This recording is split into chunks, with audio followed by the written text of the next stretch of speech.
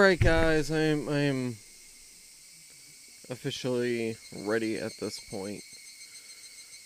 Oh man. I'm definitely feeling off today, but it's okay. Hope everybody is doing well. Welcome.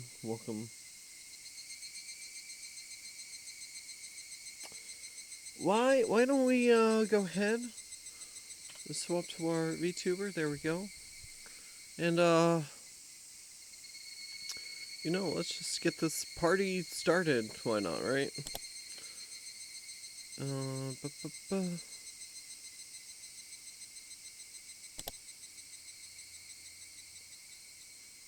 so weird that there's only one save file, but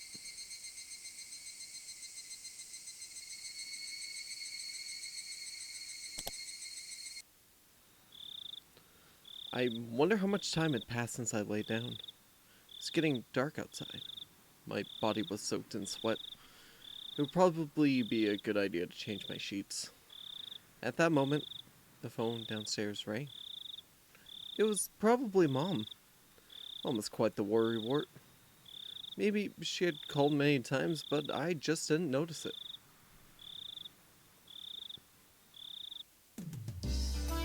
Hello, this is the Mybar residence. Oh, he's alive! Hello! This is Mion. How you doing? Is this one of Keiichi's friends? Keiichi's resting now, but shall I put him on? Huh? Is this his dad? Sorry. Idiot, you fell for it. Huh? Keiichi. After our exchange, we both had a good laugh together. Except, I was suspicious of her even as we were laughing. Was everybody really involved in the incidents?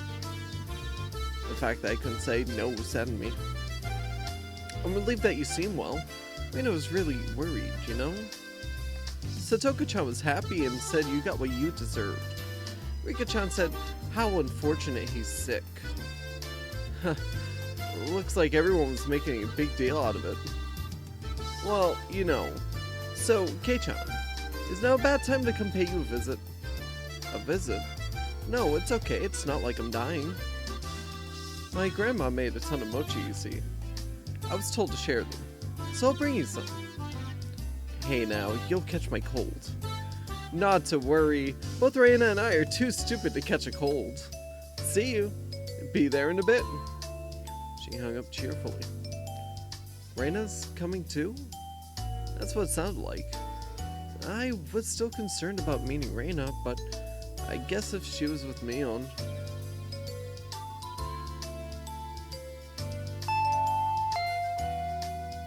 I heard the doorbell 10 minutes later.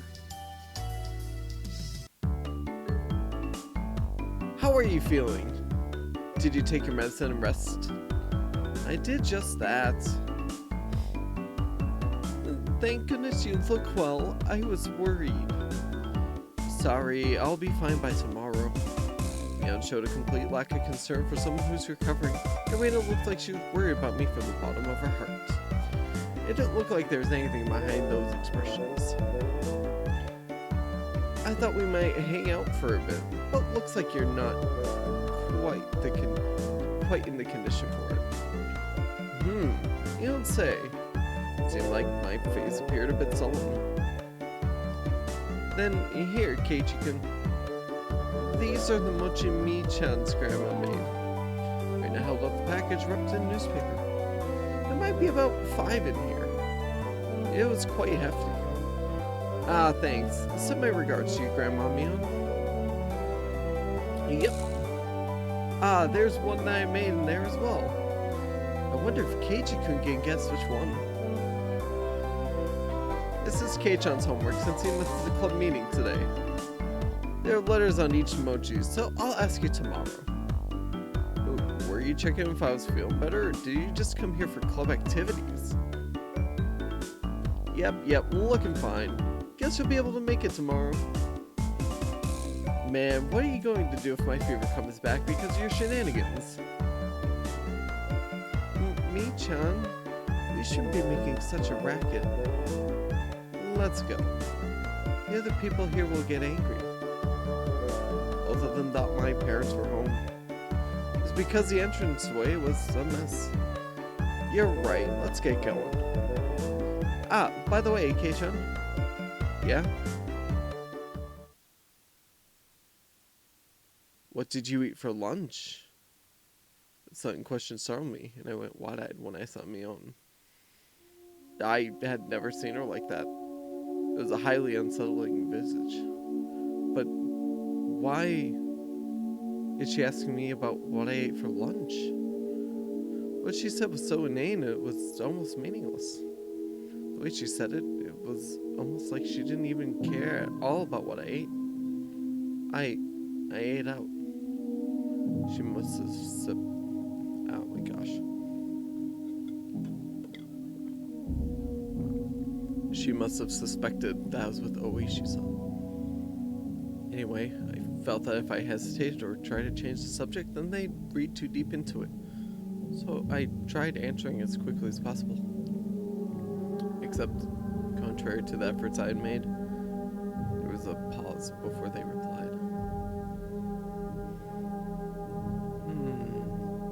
So you ate out for lunch, Keiji-kun? The glimmer from Reina's eyes had changed at some point as well. It was now sharp, as if to make me feel the faint ignorance behind her words even more. As if she already knew. That's how it looked to me. Well, was it good? Why are you asking me this? Mion was speaking in an unusually low tone, almost as if she knew that I had eaten at the restaurant in town. No, I'm overthinking this. I mean, both of them should have been in school at lunchtime. There was no way they could have known where I was. Seems you were with a rather austere-looking older guy. Who was he? Flop. The package with the mochi I was holding slipped out of my hands. I could tell the blood had drained from my face, making me go pale. Oh? Keiji-kun. Who was he?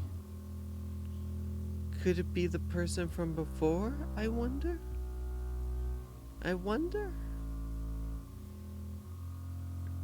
could feel the back of my throat going dry. This was no longer a bluff. They knew everything? How do you know that? It took everything I had to finally force those words from my throat. My knees were shaking. Because there's nothing this old man doesn't know. Mion sneered knowingly, and her laugh seemed to carry on forever. Oh, I didn't actually start the captions. Oh well. This game has captions for the most part. So, Kei-chan, what did you talk about? Seems you got pretty worked up over it too. We weren't talking about you guys. It didn't have anything to do with you or Reina. Isn't it a bit strange to hear our names come up even though nobody asked about that? Reina's unwavering gaze pierced through my eyes and peered further inside me. I dug my own grave. My heart was throbbing so much, it felt like it was going to explode. Well, whatever you're trying to hide, this old man already sees through it all. Remember that. I couldn't even shake my head. It took everything I had to stop my teeth from chattering. She never let her gaze break from mine, even as she tilted her head slightly. Keiichi-kun, you don't look so good. I think you should lie down. That's true. We should both head back home.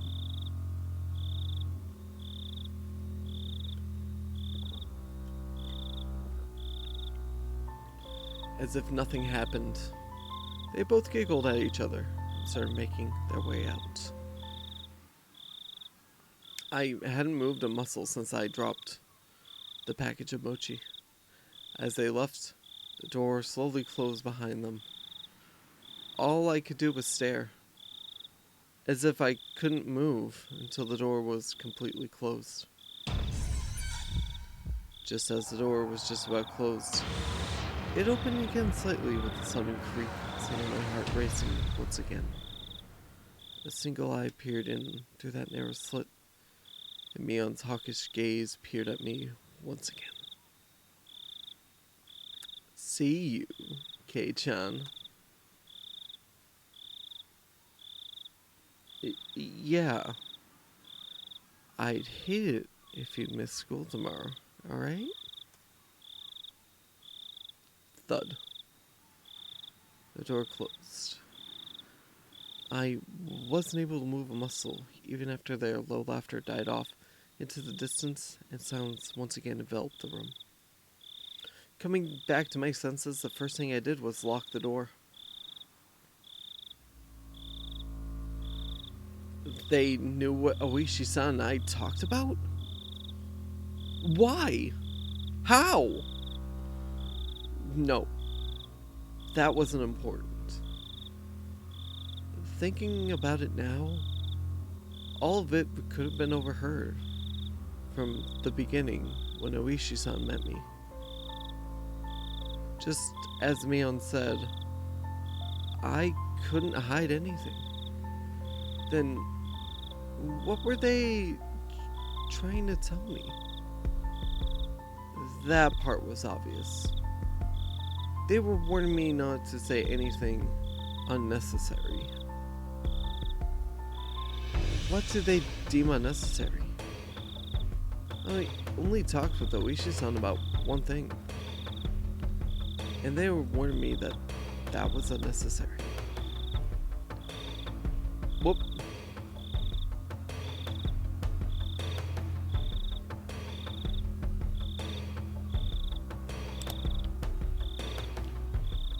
What did they deem unnecessary?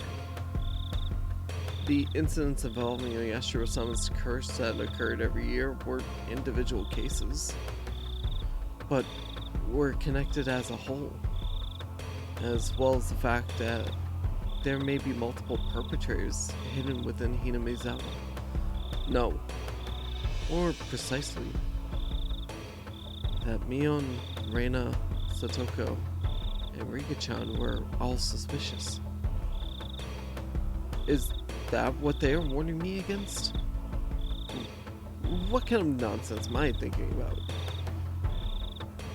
I hit my own face hard enough that let out a loud slap. If only that would wake me from this nightmare. But for some reason it felt like I was punching a blanket. It was almost laughably painless. Calm down, Keiji Maibara. When did I become such a pessimist? Calm down. Calm down.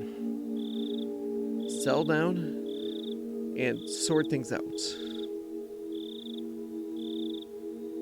The reason Mion knew I was eating lunch with Oishi-san was probably because somebody from Hinamizawa just happened to be there at the time. Hey Leo, welcome. Thank you for the 2K points to the V2 Fridays for May. Appreciate it. Oh wait. That reminds me I need to turn off one of the bot functions really quick. I know I forgot something. I don't know why the timer doesn't work for it though. It's weird. I might just change it to a command. That'll make it easier. Okay. Yep, I read that. They must have told Mion that I was there. That made the most sense. Plus, come to think of it, she didn't ask me where I ate lunch, did she? She only asked, was it good? They were just curious since I was together with someone not from Hinamizawa. It's not as if they had any ulterior motives. That's it. That has to be it. Thinking about it that way, it was the same with Reina.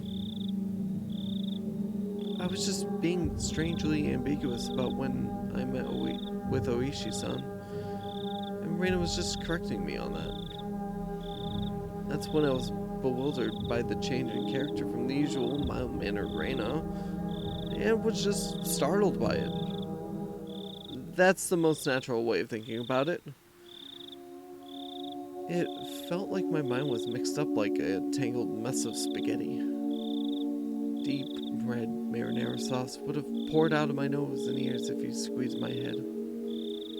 Thinking that, I suddenly felt like vomiting. I really didn't want that to happen, so I stopped holding my head. Lately, I had no idea what anyone was saying. Spending time with them was fun. Didn't feel like there was any sort of hidden agenda. I really do think that they're a good bunch of people. When I just moved here and couldn't make heads or tails of everything, they were really kind to me. Wayne was really kind and always looked after me. As long as that strange affliction didn't rear its ugly head, she was really pretty cute. Miona's also a really good person.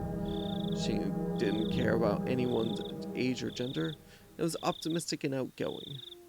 I was never bored when I was with her.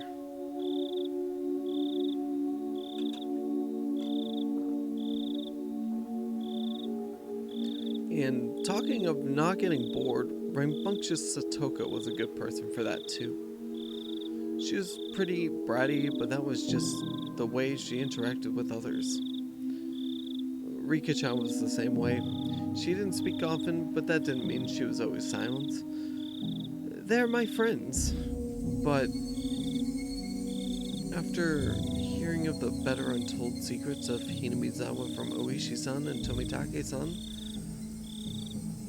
when I was told about Oyashiro-sama's curse, things started going crazy. Then, hearing from Oishi-san that Mion, Reina, Satoko, and Rika-chan were all suspicious. After that, everyone changed. That's right. It started getting weird after Oishi-san told me all that strange stuff. At that time, I really should have just not listened to those weird stories. And I even shouldn't have heard about the past incidents from Tomitake-san the night of the Watsunagashi. If I just hadn't gotten that strange sense of curiosity. If I just hadn't. That's right. So that's why they beat what? Tomitake-san. That impudent outsider speaking to the likes of me after everybody went out of their way to keep it a secret from me. They'll probably screw Oishi-san as well. For trying to unearth what everybody was warning me was better left buried. Besides that, he was unforgivable for spewing words that made me doubt the others. Of course a guy like that is going to be screwed. I guess I can use that, that's fine. Well, Tomitake-san and Oishi-san were nothing but outsiders after all. They were entities who couldn't coexist with the people of Hinamizawa. Those guys should just fall to Oyashiro-sama's curse and just die. It wasn't their fault. It's my fault for not being able to hold back my curiosity. Why do I keep hitting the right button? It wasn't their fault. It wasn't their fault. Wasn't their fault, wasn't their fault, wasn't their fault. I settled into a daze. It was It was a lethargic feeling that I had just gotten up, but the ominous chill that haunted me had subsided. I was fine now. I was no longer frightened. I completely recovered. I'll go to school tomorrow, right as rain. I'll greet everyone, take part in club activities. It'll definitely be fun. It had to be fun. I was one of them, after all. Ah, that reminds me, I need to eat those mochi. I hope I'm able to tell which one Reina made. I remember the homework the two brought with them when they visited me. But wow, our club did delivery. That was something else. I picked up the package I dropped on the floor and headed into the living room. It would be nice, I guess, to have some tea with it. To fill my mouth with mochi while drinking tea. Oh, this was quite a delectable situation I was in. Opening up the newspaper wrapping, there were 5 plump red bean paste mochi fit snugly inside. There were letters written from left to right on the newspaper, A, B, C, D, and E. Now then, they said Reina made one of these. I wonder which one. There wasn't much difference in how they looked. They smelled and appeared about the same. This was a pretty difficult problem. The biggest difference was probably their shape. I wasn't sure what kind of person Mion's grandma was, but Reina's had to be different from hers. Looking carefully, I could see one mochi that was made very neatly. So well that just by staring at it, one could tell it stood out. Looks like this challenge depends on whether or not this one's Reina's. Calm down and think even harder. Mion had said her grandma made a ton of them and was told to give some out, if I remembered correctly. So that meant 4 of these were from that large batch. Then what about Reina? She probably only made 1. So she probably spent quite a bit of time on it. Meaning, the one Reina had made was this one, E. For a moment, I thought it may have been a trap Mion laid, as she knew I'd pick up on it, but that probably wasn't the case. I wouldn't be sure if I knew Mion had made it, but since she said Reina made it, it probably wasn't a trap. Alright, my tea is ready too. Start with the defending champ, Mion's grandma. Let's see.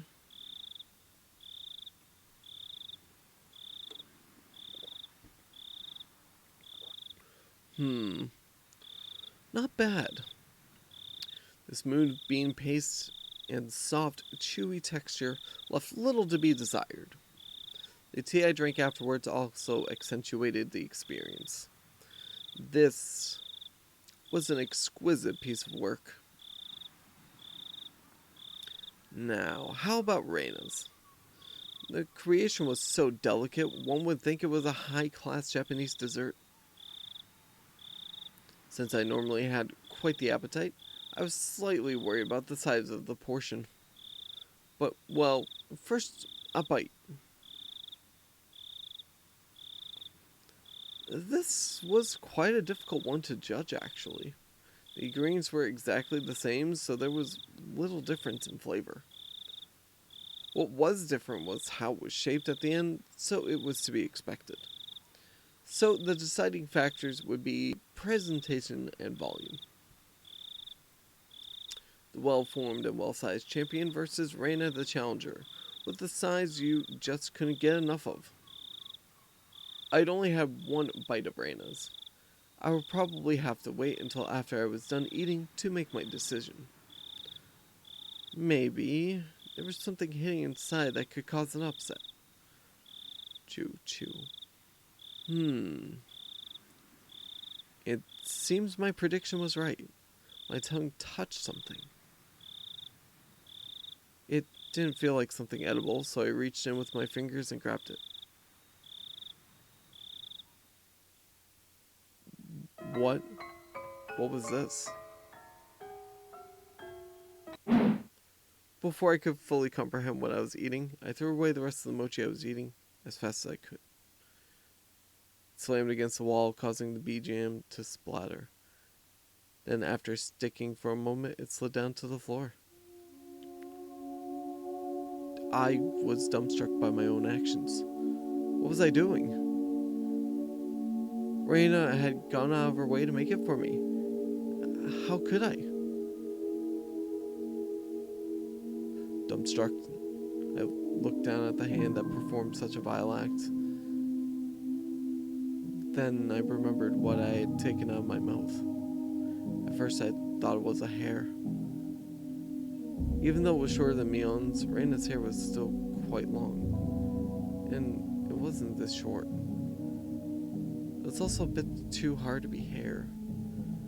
It was thick enough to roll around on my tongue.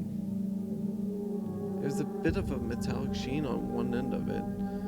Ah, yes, there was a hole for where a thread goes through. Like it was a sewing needle. Yes, that's right. It looked very much like a sewing needle. Exactly like one. The end was pointed as well, quite sharply. It really did look just like a sewing needle. Huh? What did I mean by looked very much like a sewing needle? Just a bit ago. I couldn't answer. But a voice inside me already knew. Let me know by chattering my molars together. I couldn't stave off the terror welling up inside me. Suddenly, I tasted something metallic and felt a prickling pain at the back of my throat. I stuck my finger in the back of my mouth and felt around to see if I was bleeding. Suddenly, I felt the urge to vomit. Sharp taste of bile irritated the back of my throat. Collapsed both hands over my mouth. After writhing in agony, I was somehow able to hold back the nausea. I was finally able to breathe normally again, but this time my heart was intensely throbbing. Then, it finally registered exactly what was mixed in with the mochi. Before I could think of the correct word, my hands were already on the move. Splat, plop, split. Tossed the rest of the mochi against the wall. The geometrical patterns of the scattered bean jam on the wall suddenly evoked a terrible omen in my mind. After looking away, I dashed out to the hall and flew upstairs to my room, where I stayed under my covers until morning.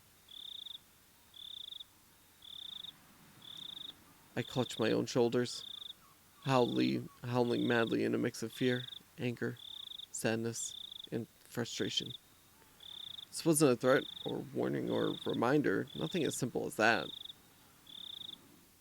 What had happened in Hinamizawa? What is happening in Hinamizawa? What would happen? I didn't know the answer to any of those questions. Where did I break a taboo? Regardless, now Reina and Mion and others, they considered me an enemy. And they thought I should just die. I won't let you kill me. Not for such a pointless reason. Fell into a restless sleep as I was crushed by my negative emotions. It was as if I was being drawn into a billowing, bottomless marsh.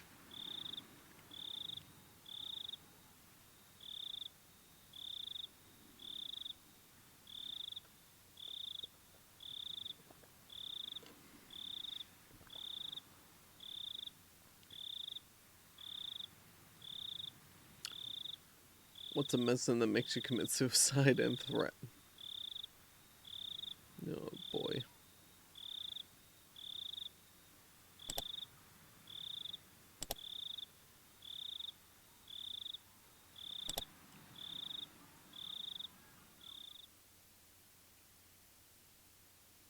Tap, tap, tap.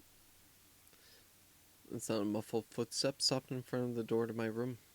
A moment of silence, as if whoever they belonged to was ascertaining if I was inside. Of all the things I should have been doing, I continued on with my restless slumber. I was very much conscious, but my body hadn't caught up yet. Alright, you know what? Hold on. I need to turn on the mature filter, I feel like, for this game. I forgot how dark it's getting at this point, so that's my own fault.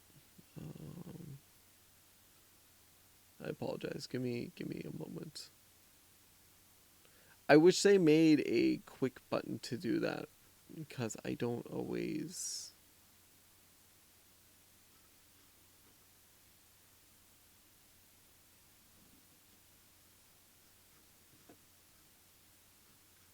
Um, oh my god, how do I do this? Here. Okay. It'd be really nice if they could make it a quick toggle for your stream, but they don't. It's fine.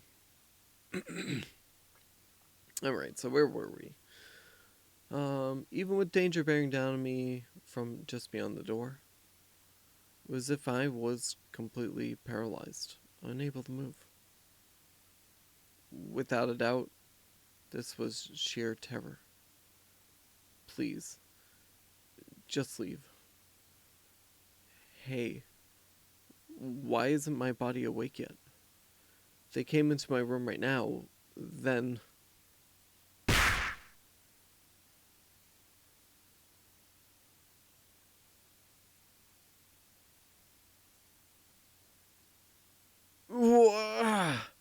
Eek! Sprang to my feet and threw my covers at my mom, who was opening the door. Whoa! Keiichi, what's the matter? Ah, uh, sorry. I was still half asleep. I thought it was still 1 or 2 a.m.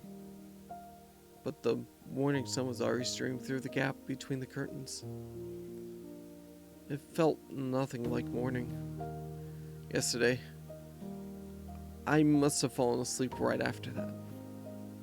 Then I should have gotten a full 10 hours of rest. But it didn't feel like that at all. My internal clock was completely screwed up. My sense of balance felt off.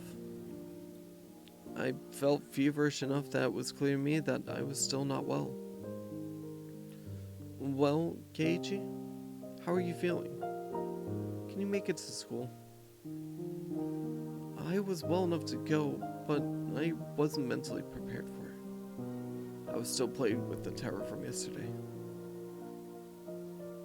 If I'd swallowed that needle, what would have happened? Or what if it had pierced my tongue? There was undoubtedly a murderous intent, but I don't think that's all it was. If they really wanted to kill me, then there were other, more certain ways to do it. They wouldn't resort to such a dubious method as having me swallow a needle. Meaning, I didn't want to believe it, but going that far was just a threat from Reina and Mion. Aren't you glad you didn't die? The next time, we'll use a more assured method. Like that. Something like sending a letter with a razor inside would have been a joke compared to this. Did you make it to the hospital? Did you take your medicine? Yeah, kinda. Something about my mom's dubious gaze bothered me. She seemed more concerned about her son missing 2 days of school rather than him being sick.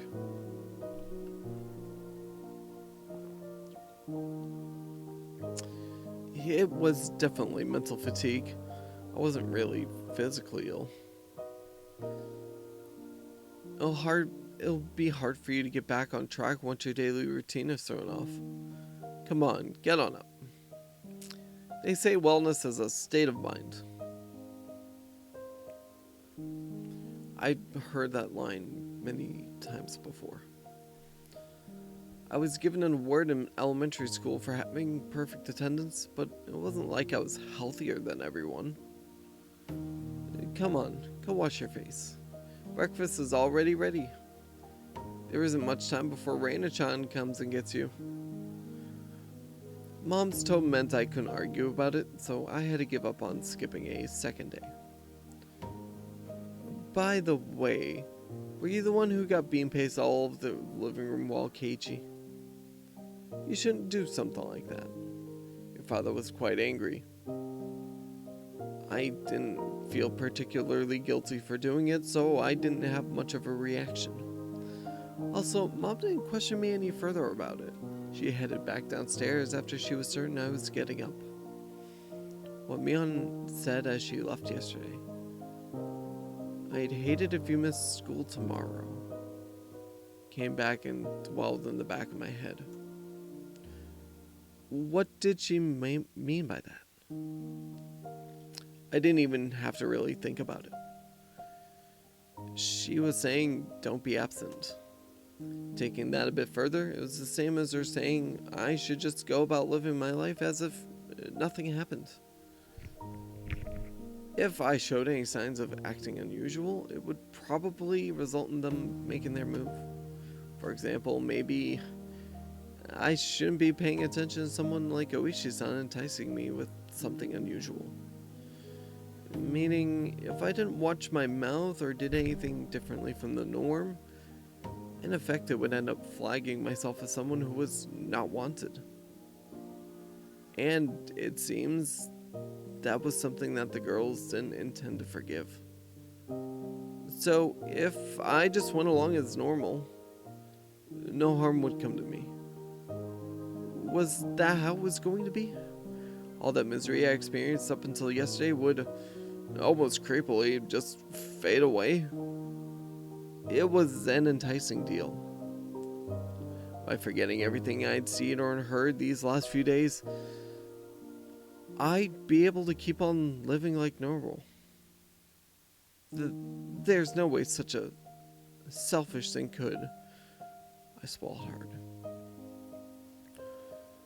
I once again deliberated on the idea that I just rejected. Mion was probably a good person who had her friends at heart. She was giving me, who had mistakenly broken some rule of theirs, a chance. Was what I did really something so unforgivable? But Mion had given me another chance. She was saying, if I just forgot everything and kept living on like I had been, I'd be forgiven. Keiichi, your food is going to get cold. Hurry up and get down here. Reina will be here if you don't hurry. I'm coming. I crammed my textbooks into my bag and hastily made my way downstairs.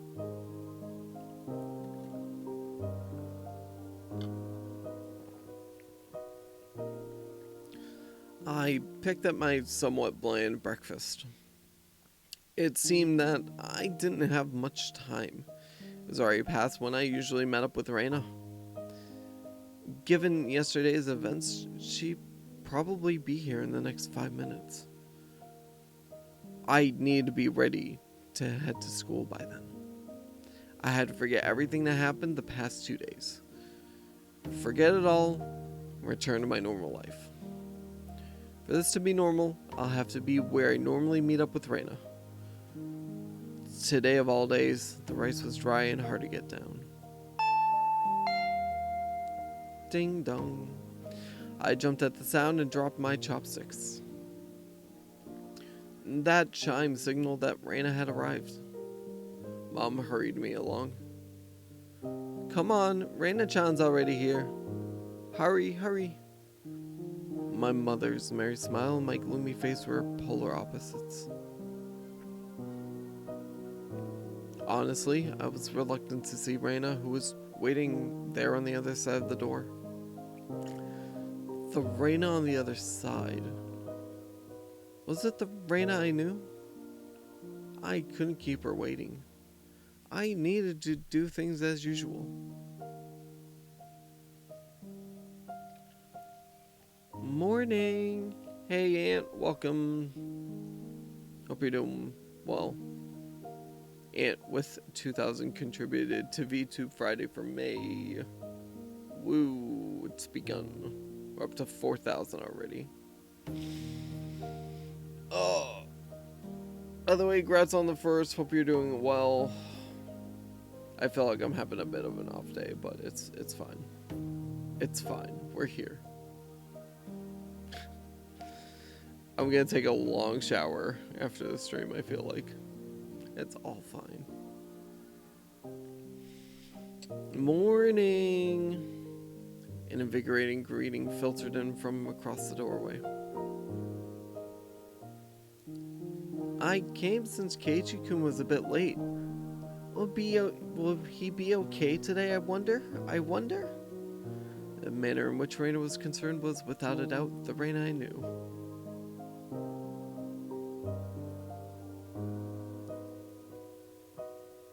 Oh, you had a business trip? Oh, man. Well, hopefully that went well, at least. Oh, you know what I forgot to do. Yeah, see, that's not working.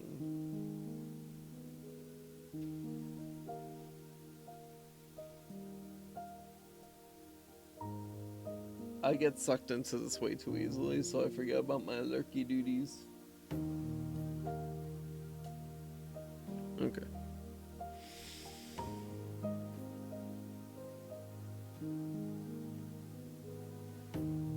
Oh, back to the grind. Oh, man.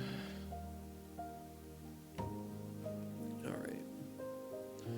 I'm just gonna reread this because I don't know if I read it or not. The manner in which Reina was concerned was, without a doubt, the Reina I knew. But that was probably only if I reciprocated. Forget everything from yesterday. Pretend as though nothing had happened. Forget about the gruesome dismemberment.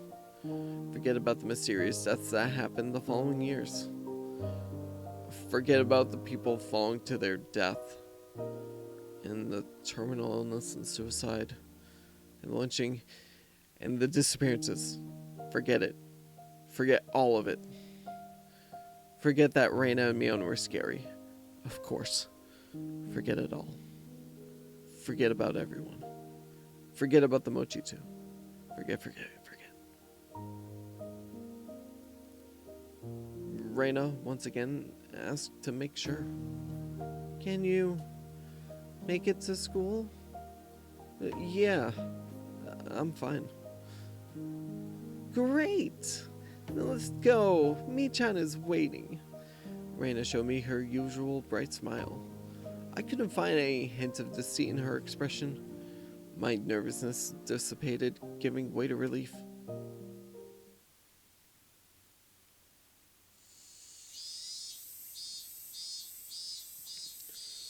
But you see, Satoko-chan was so insistent she could do it. As we were walking, Reina talked about a lot of different stuff, more so than usual. Then? Satoko-chan is clumsy, so she failed no matter how times she tried. Oh, she was so cute. Everything Reina talked about was just silly nonsense, so I just replied every so often and laughed from time to time. It was a rather laid-back conversation. Yo, Leo was good. What's up, my man? Something off? Other than myself? What's up?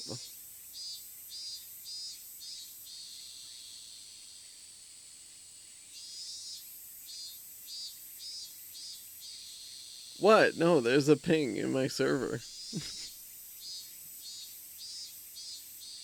Did you not see the ping?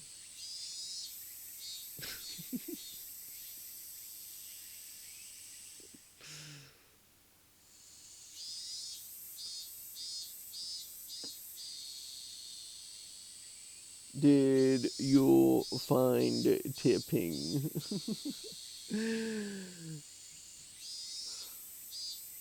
Oh man, it's yeah.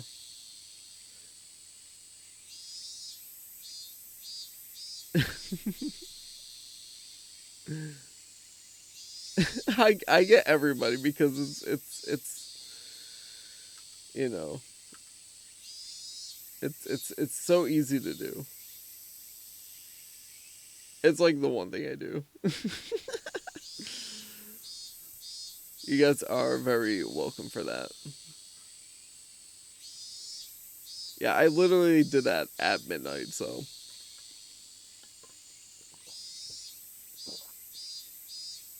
Alright. I have focused on Discord a little bit too long after that comment, so let me get back to it. Alright. Everything I saw it. You saw it. Yeah, you saw it at midnight. Yeah, that's when I did midnight my time, which I think you're 1 hour back, or you same time zone as me. I think you're one back of me, if I remember correctly. Everything Raina talked about was just silly nonsense, so I just replied every so often and laughed from time to time. It was a rather laid back conversation. Yeah, I'm glad I got people with that. It's just a classic one.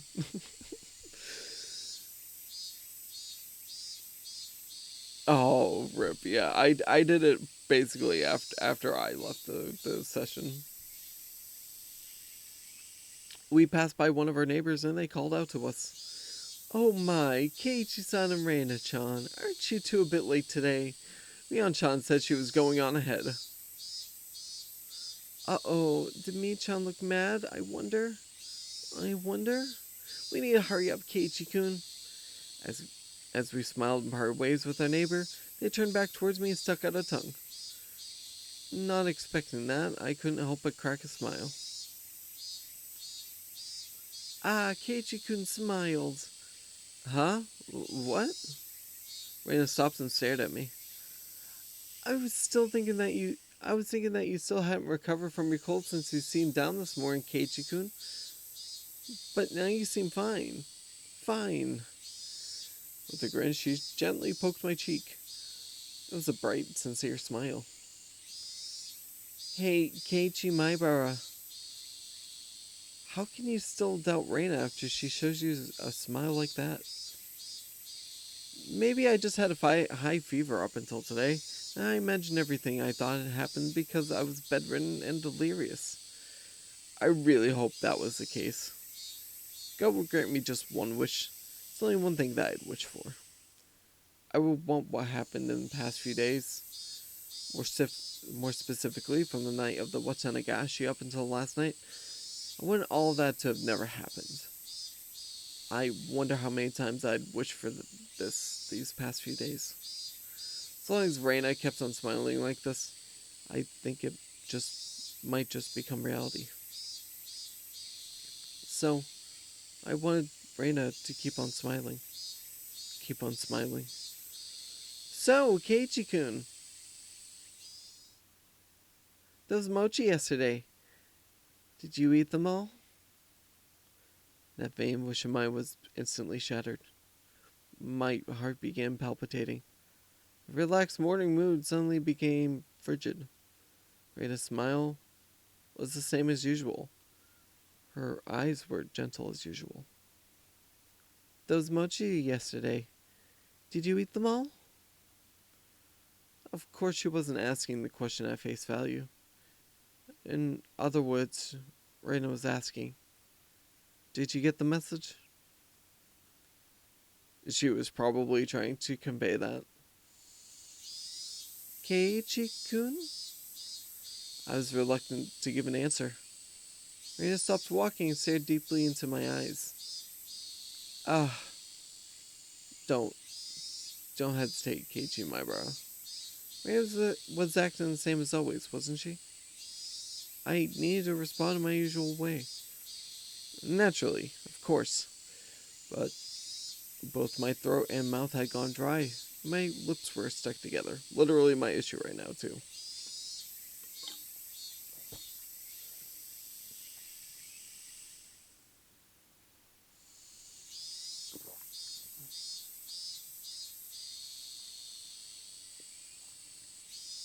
Okay. Hurry and answer, Keiichi. Not that much time had passed. I could still keep the conversation going naturally. I had to say something quickly. D- De? Reina playfully mimicked what I said when I finally squeaked something out. Reina's reaction was still normal. Seems that there wasn't as long of a pause as I had thought. Somehow, I finally squeaked out the rest. Delicious. However, my strained efforts neither sullied nor brightened Reina's expression. For a moment, I panicked, thinking I replied incorrectly. But after a few moments, Reina broke into her usual soft smile and giggled with a joyful voice that seemed to echo through the morning air. Being strung along by that laugh, I couldn't help but laugh as well. I see. So, did you eat all of them, I wonder? I wonder? My timid smile froze again. Did you make it without swallowing the sewing needle? Was that what she was asking? If I had swallowed it, then I wouldn't be here. Nah, I couldn't finish all of them. There's still some left. I was scared out of my wits, but that's how I played it. Uh-huh. What about the homework to see if you could tell which one Reina made? That homework, was it due today? Yeah, it's due today. Michan will get angry. There's probably a penalty game ready for you. We both laughed at each other again. To a casual observer, it was just a typical morning. If I could just let myself believe, then even I think it was just the usual morning routine. But I was certain I wasn't mistaken. There was something unimaginable buried beneath the facade of this giggling Reina. Lies. I recall that unexpected piercing voice I could hardly believe came from Reina's mouth.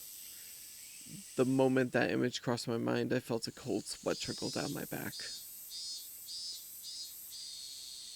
Was it only at that particular time that something evil had possessed Reina? No, that was wrong. That was still Reina. Uishi-san told me, didn't he?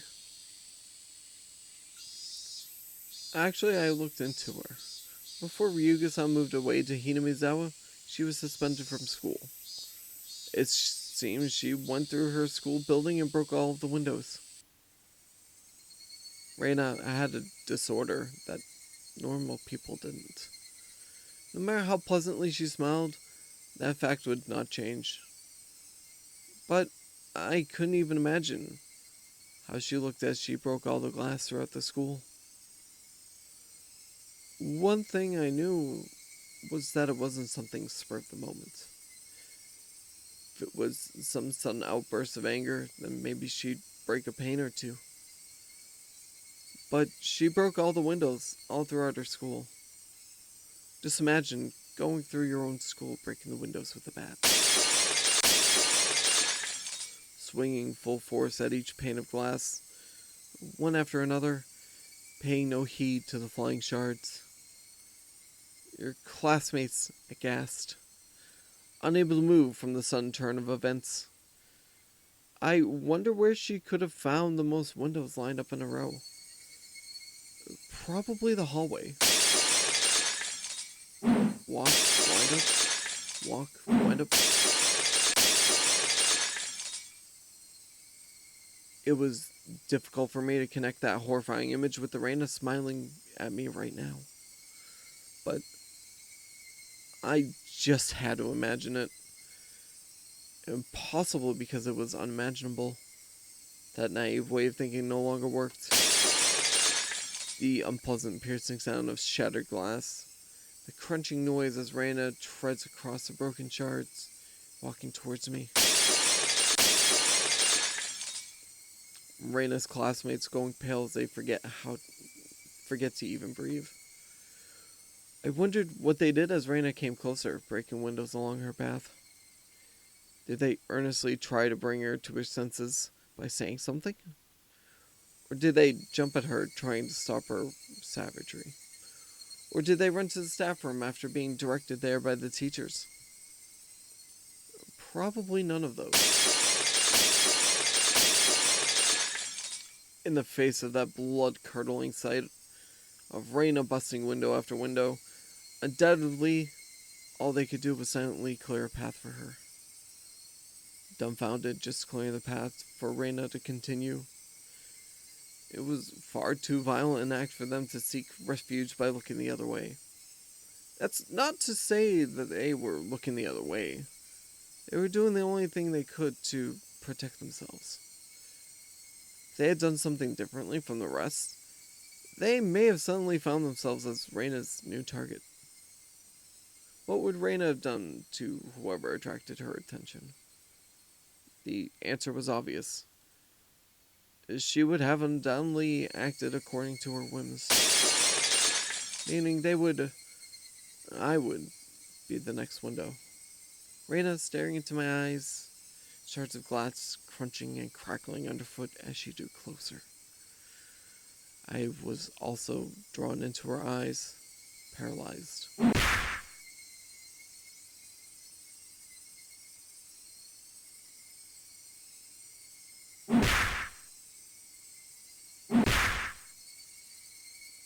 Then, Reina struck me with the bat over and over again, like I was one of those windows. I crouched down onto the floor, desperately protecting my head. We're getting beat with a bat! We're being beat with a baseball bat right now. Reina didn't care whether it was my head or my back. Zealously, she hits me again and again.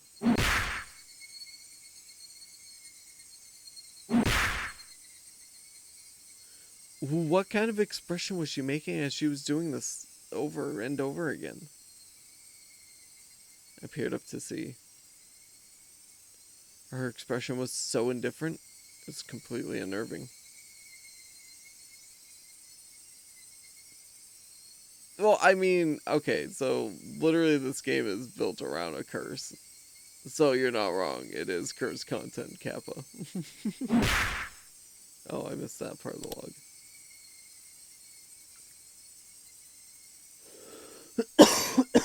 Excuse me. It's because... Wait. Her expression was so indifferent, it was completely unnerving. It's because no matter how many times she struck me, I didn't make as pleasant a sound as the other windows.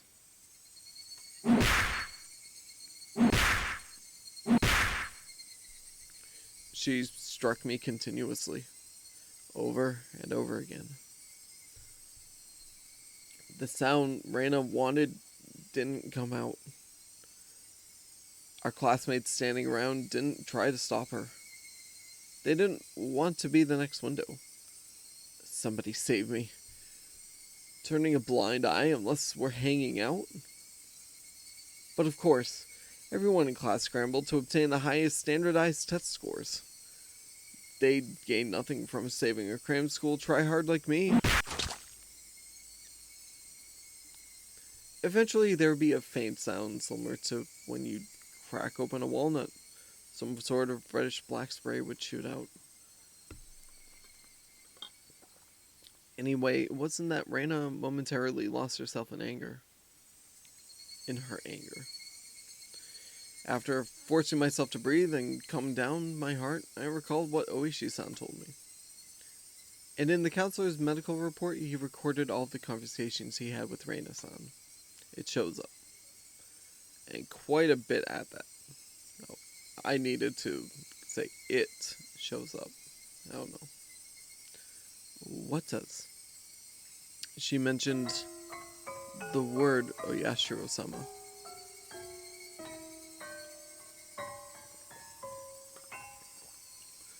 Following that, Reina was suspended and had regular examinations at the hospital. Then, as Reina was undergoing counseling, she said it over and over. Oyashiro-sama. It seems that the Oyashiro-sama she spoke of was like a ghost appearing in her house every night, standing over her pillow, looking down at her. That was only a piece of their conversation, so I still couldn't see the big picture. But it was by no means a happy little conversation. Then what Reina did, was she saying that ghastly incident was a result of her being possessed by Oyashiro-sama? Up until now, I didn't want to believe in Oyashiro-sama's curse. See? We're talking about the curse now. Aha! See, this is curse content. Skylum! No, oh, man. Okay.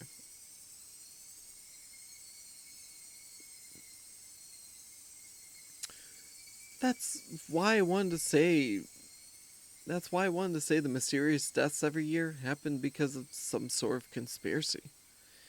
Every time I talked with Oishi-san, I was more certain that the deaths were the work of men and not of some curse. Except, if it was people perpetrating the incidents, my friends were somehow deeply connected. If I refused to believe that the curse was real, then I would have to believe those who acted the kindest to me were deeply involved in the incidents. To be fair, these original VNs are a lot of dialogue, I've noticed.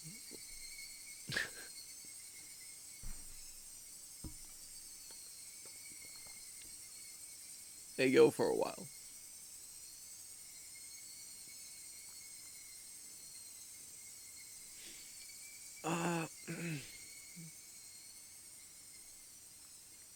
I mean, that's what these had to offer. That's all they could offer, and it's gotten better over time, definitely. But it's like these are the classics, so to speak. If I refused to believe that the curse was real, then I would have to believe those who acted the kindest to me were deeply involved in the incidents. Why? How? For what reason? Was everybody? It was much more painful and troublesome than accepting that was just Oyashiro's curse. In the aftermath, Reina had admitted to her doctor that was because she was possessed by Oyashiro-sama. I felt a strange sense of relief from that. So, that's how it was. It wasn't a second side to Reina. She did that.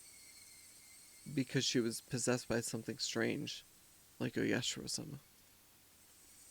It wasn't Reina's fault. Oyashiro-sama was the one to blame. I knew this was all backwards. Refusing to believe there was a curse, I wanted there to be a human perpetrator. Now that my close friends were the ones under suspicion, I changed my beliefs at my own convenience, saying it was Oyashiro-sama's curse to blame. Which was the better choice, accepting that Oyashiro-sama's curse exists, or that Reina and the rest of them were deeply involved in the string of mysterious deaths? I didn't want to think about it. If I just didn't think about it, I'd be able to continue the same as always. I wanted to believe that, but that was no longer possible. I had received their message. It was pathetic of me to try and bend the meaning of convenience. Bend the meaning to my own convenience. I don't know why I keep pushing the right mouse button. I don't get it. This is like, I don't even know how many times I've done it. Oh, hold on. I need to add to the shambles counter for that. That was terrible. I'm gonna do a heist, a gamble on the slots, I think.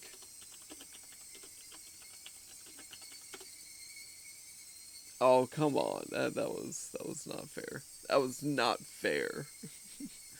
Alright. Regardless of my opponent being a human or curse, I won't let it kill me. Does my mouse show up on screen? It does. Okay. Wow. Nice hundo. As if I would just bend over and give in. For no good reason at all.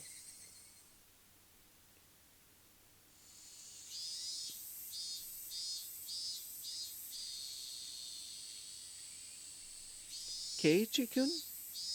You've been making a really weird face. Why, I wonder? I wonder? Inhaling sharply upon hearing Reina's voice, I came back to my senses. Before I realized it, we were already at the entrance. Shaking my head a few times, I exercised all those terrifying thoughts. No matter how you looked at it, there's no way Reina could have done such terrible things. It's like I was trying to placate myself. Yeah, it was all his imagination. He was imagining being beat to death by Reina. As I slid the door open, a blackboard eraser loaded with chalk dropped down on my head the moment I stepped into the classroom. The chalk dust went into my eyes, inducing a brief moment of agony. Oh ho ho ho ho! How befitting for the Truant Keiichi-san. Good morning to both of you, Keiichi and Reina. Good morning, Satoka-chan, Rika-chan. Not quite in the mood for it, I didn't really react to Satoka's trap. Satoka braced herself as I passed by, expecting me to attack her. She seemed a bit disappointed as I simply walked by silently. Hey, we both lived. What is this? How discouraging indeed. Keiichi-san doesn't seem back to his usual self yet. Yeah, take it easy on him for today, Kay? Suddenly there was a slap down on my shoulder. It hurt a bit. Hey, Kei-chan, did you get enough rest? It was Mion. My mind was full with the stuff about Reina, but Mion was also a party of interest. Remember Keiji? That hawkish gauge from yesterday? Yeah, morning. What's with that energetic greeting? Did you eat the mochi I brought you? Because I ate them, I'm like this. Those words were itching to be blurted out. I really just didn't have the appetite. I ate a few, but quite a lot were left over. Huh? What about the homework? Do you even have an answer for which one was Reina's? I can't believe you'd forget your homework, Keiichi-kun. Sheesh, then we can't help it. Time for your penalty. Flashing a lurid smile, Mion returned to her seat. There was nothing from our exchanges that would cause our classmates to suspect anything was amiss. But of course, anyone listening to our conversations up until this morning wouldn't see anything suspicious. That was why it was so frightening. They acted in a way that, regardless of whatever happened to Keiji and Maibara, no one would ever suspect them. That fact had me terrified. Soon, the teacher came. After she asked how I felt and took attendance, another dull, ordinary day began.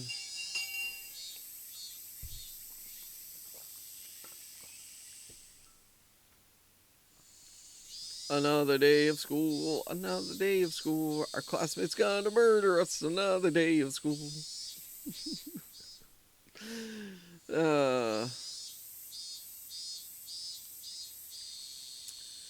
This free study period was a convenient time to consider where I stood.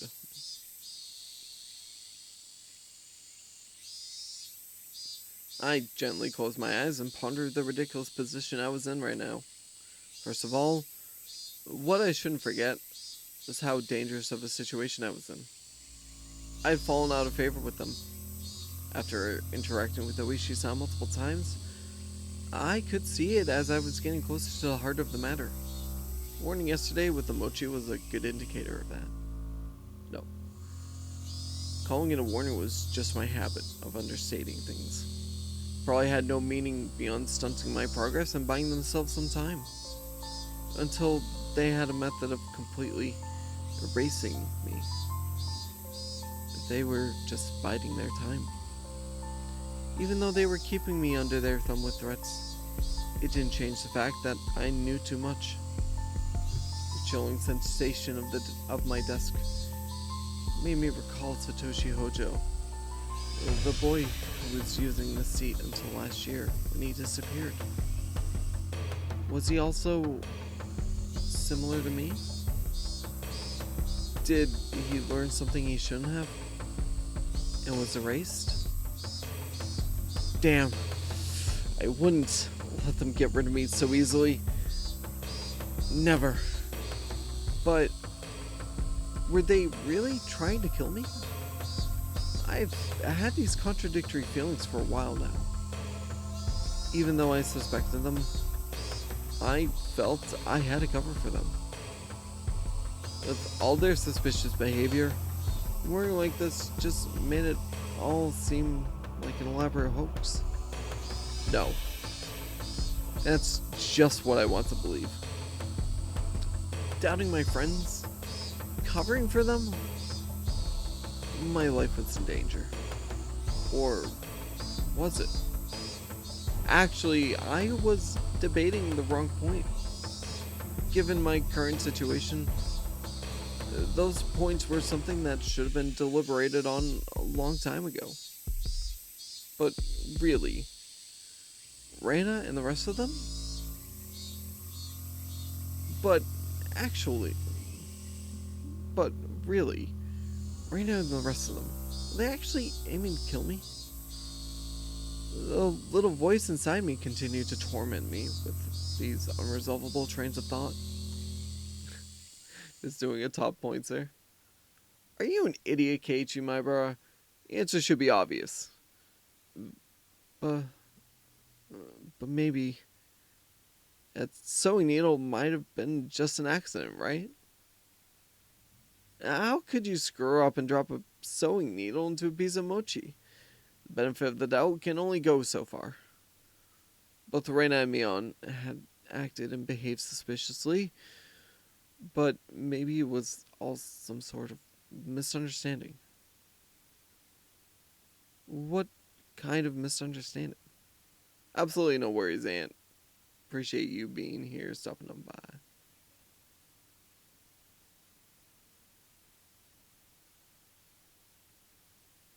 It wasn't just suspicious.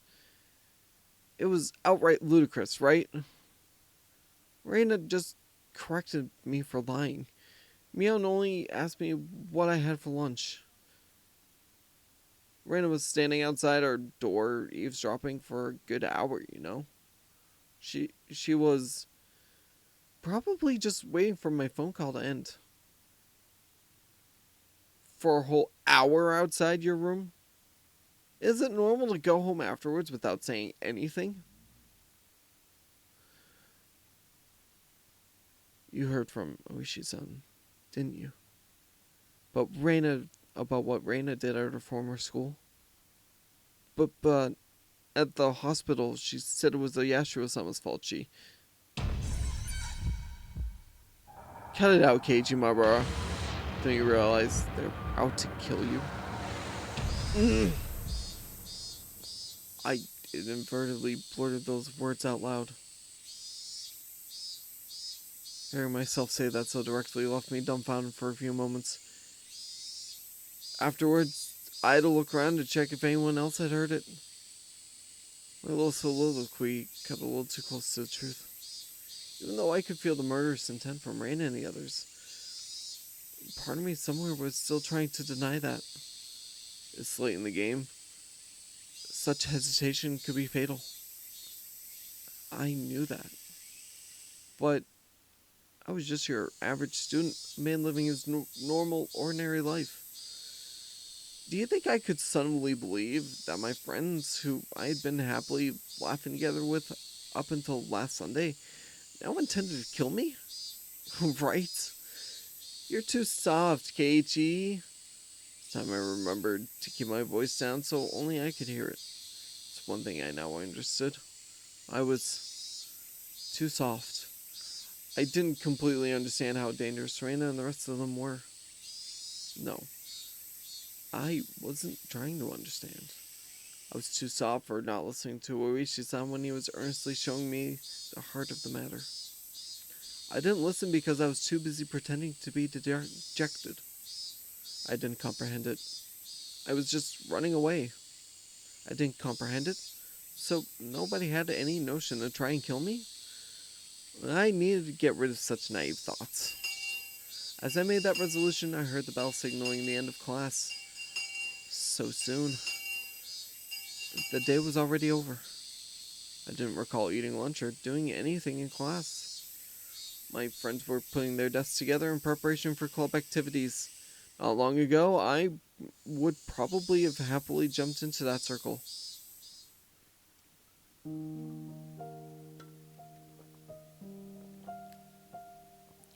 My, Keiichi-san.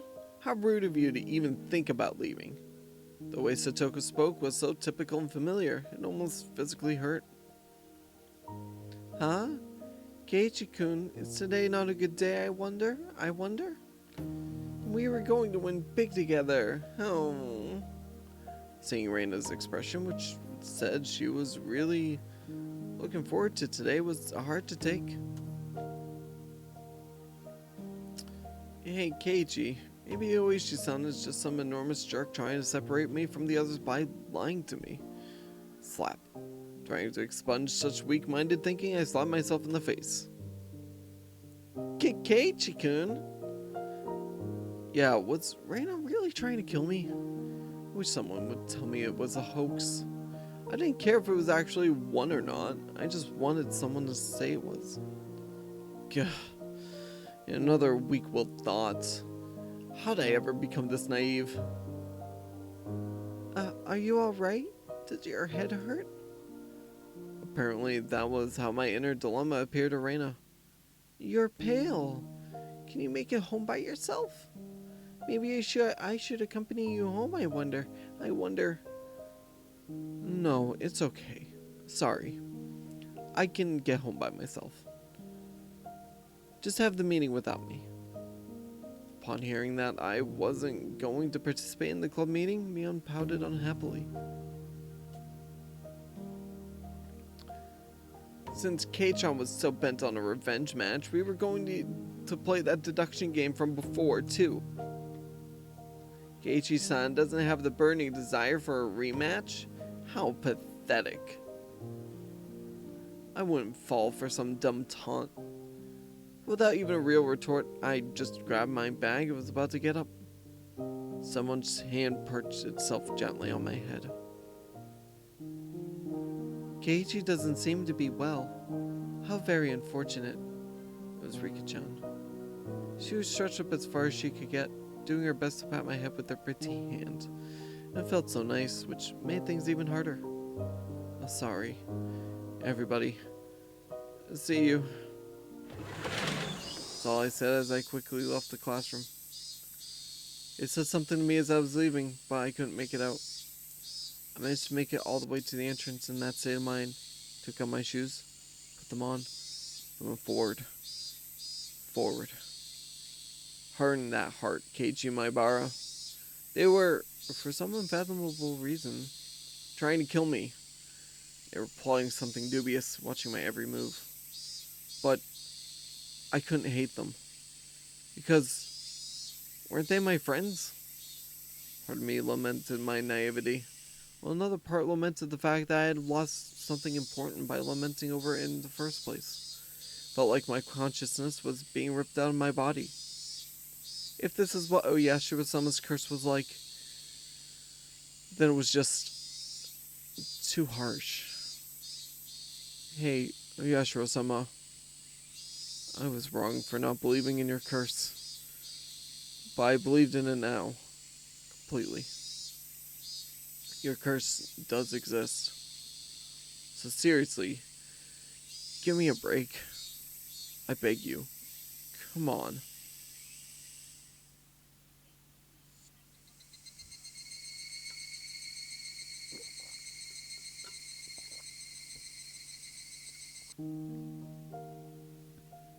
Dinner was unusually bland. It had no flavor or aroma. The miso soup that normally tantalized my appetite instead tasted like nothing but boiled water. Dad was eating with us that night. It was a rare occurrence in this household. When he got into his work, he ate and slept on his own schedule. My dad never cared about the time. Since my dad was at the dinner table, neither meant he had just reached a good point to take a break, or he was in a slump. So yeah, he just doesn't understand the motivation creators have. Your partnership was just a verbal agreement, wasn't it? If it's so hard to agree on things, why not just end it?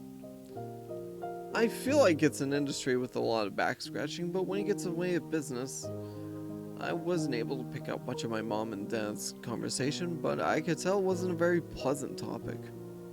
That, of course, made the disgusting food even less appealing. Staring listlessly at the exchange between my parents, my mind wandered off to the same thought processes I had going all day long. Friends close to me, no. They used to be friends, but I could no longer trust them. Right now, I was greatly lacking in allies. People I trusted, people I could depend upon when push came to shove. They were something I just didn't have. Having just one ally would have been incredibly reassuring in the currently hopeless situation I was in. I put down my chopsticks and looked over at my parents, who were still talking about work. The first course of action that came to mind was to tell my parents everything. Currently, there wasn't a single person from Hinamizawa I could trust 100%. That meant the only people I could trust were my parents. But if I told them everything that happened up until now, would they understand? Reina, for example. That neighborly Reina, who was so diligent in looking after me, came to get me every day and sometimes brought over a share of what she made. How could I explain that she wanted to kill me? No matter how I explained it, it would probably be difficult for anybody to comprehend. My somewhat eccentric dad wouldn't understand, and my high-strung mom would probably drag me off to a psychiatrist in the blink of an eye. Sadly, that was the amount of trust that existed in our relationship. Even if they did come to understand, well, what could they possibly do? Unless they uncovered the truth, they wouldn't be able to protect me. No. By informing them of these unnecessary things, I'd be putting my parents in danger as well. Considering that the victims in the past instance were often married couples, I couldn't even joke about it. For the entire Maibara family to have an accident or to just vanish into thin air, it was easily possible in Hinamizawa. What was important here was that knowing something unnecessary put you in danger. The most unsettling question was, how did they know that I knew? As long as they didn't know, my parents might not fall victim. That was one way to think about it, I guess. At least it was like that in my case. After I found out, things started becoming odd. In other words, it meant the following: as long as my parents didn't know anything, nothing would happen to them. As long as my parents were here, this house would be a safe haven for them. I knew these were just assumptions based on conjecture on top of conjecture. Wanting this house to be a safe haven, that was the pinnacle of my weak-willed method of thinking. I had to concede that it was not completely safe. It was only safer than the outside. I knew that I couldn't rely on my parents. No, I couldn't risk getting my parents involved. And the only person who could be my ally would be Oishi-san. Him and him alone. He was the only person who understood the situation I was in. He didn't care so much about my safety, but he was without a doubt passionate about solving this case. It was a bit frustrating. Oishi-san was basically the whole reason I was in this mess. Now to get out of it, I had to rely on him. Meaning, it was all going according to his devices. It was just my job to look appetizing while bobbing in the waves as bait. Then, when the fish started gathering around, Oishi-san would pull up the big haul. It was slightly infuriating, but even I thought that was the best course of action. So then, what should I do? Patience was the first rule of fishing. Just keep waiting until the fish actually bites. But I wasn't simply bait. There were lots of ways for me to struggle before being devoured. When they struck, I needed to somehow dodge just enough and tag out to Oishi-san. And no question, it was going to be hard. The timing to bring Oishi-san would be difficult. He was in the city, not Hinamizawa. So if I phoned him in my moment of need, it would take him about 30 minutes to reach me. So I needed to run away for those 30 minutes. For example, if we set up a rendezvous point for dire situations or something. I just have to hide out there until Oishi-san arrived. Okay. I can almost see it now. I was still being chased around in the dark by boogeymen, but now I knew which way to go. I would never have imagined this would be so reassuring. Oh yeah. It would probably be best if I had a concealed weapon for when things got rough. Typically, that would call for a switchblade. But that wasn't too reassuring for combat. Also, since it was recognized as a weapon by the public, that also wasn't good. Really, when the time comes, a long weapon like a bat would work in my favor. I remembered there was a metal bat at school. I could be confident with that when push came to shove. If I pretended I was practicing my swing, then it wouldn't be suspicious for me to always carry it around. I could go to school early tomorrow and secure it. Just possessing a weapon may be enough to deter them. Also, one more thing. Insurance. It could be something like a note or memo. I could write down everything that's happened as a sort of journal. In case I suddenly vanished, the journal would be left behind. With my journal in his possession, Oishi-san should be able to avenge my death. I left my parents engrossed in their conversation about work and went back to my room.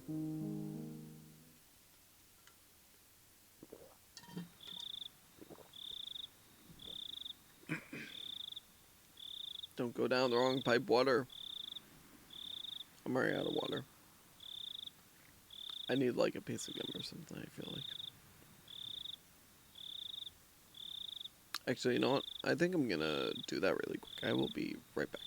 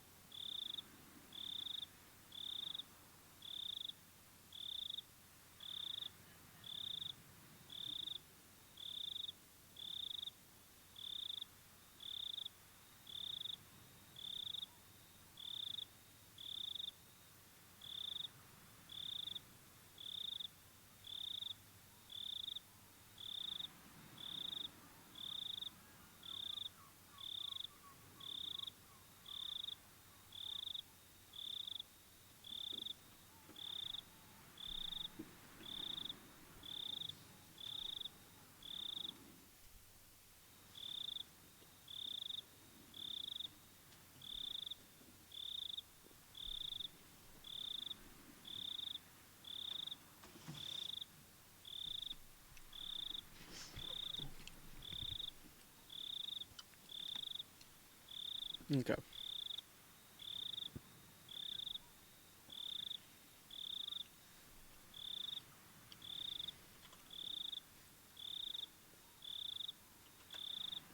I'm realizing now I probably should have refilled my water in that time, but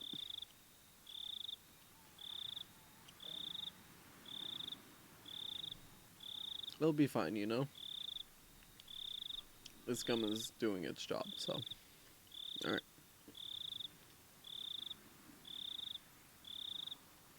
I tore out a piece of paper from a notebook and made my way to my desk. Last time I wrote a journal was for summer homework in elementary school. In the off chance something bad happened, the police could use my diary as a lead. So I should only write down the facts. How should I start? I jotted down my thoughts as they came. I, Keiichi Maibara, am in fear for my life. It made me laugh nervously. It was a line that showed up often in detective stories.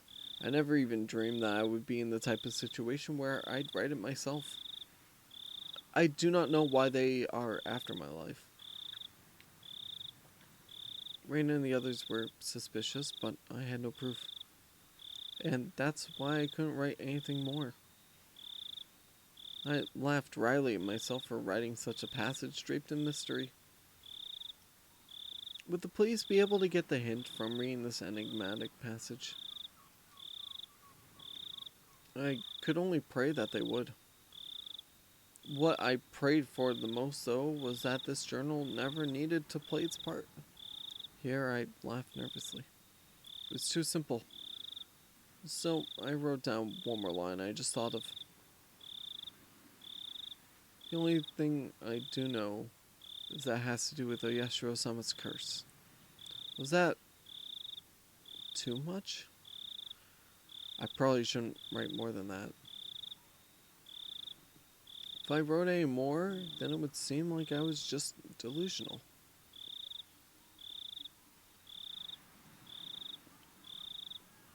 In order to appear to the reader that the person who had written this was of sound mind, I chose not to write anything else at that point. I just needed to add more as I learned more about the truth. I folded the paper and thought about a place to hide it. By hiding it somewhere obvious, there was the chance that they would uncover it instead.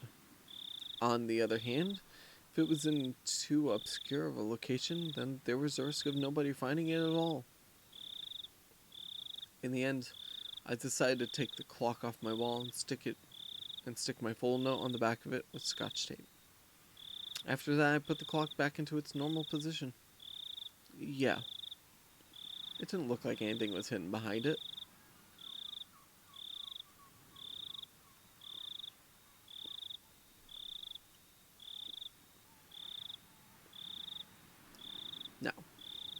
Now we needed to set up such that if anything happens to me, my parents could find it.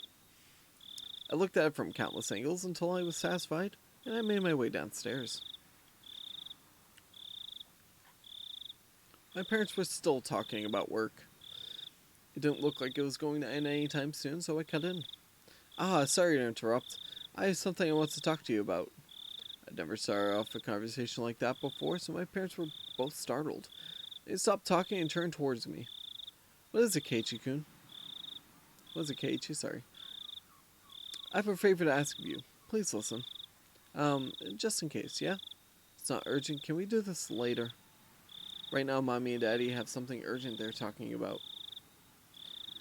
I didn't think their talk was more urgent than mine. In any case, I say my request. Just in case, okay? If I die, both my parents' eyes went as wide as saucers. If I die, I want you to put the clock on my wall in my coffin. If they did that, then they'd probably find it. My memoir.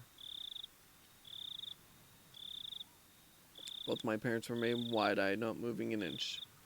I couldn't blame them. I made that clock in shop class and I really like it. So please. What's the matter? Keiichi, did something happen?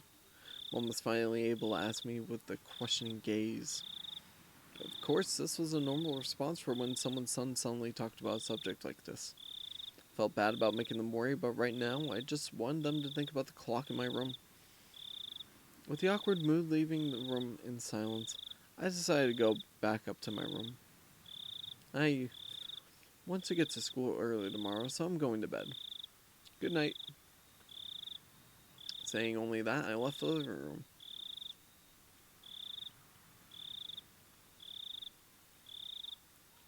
I needed to get to school early tomorrow and secure that bat.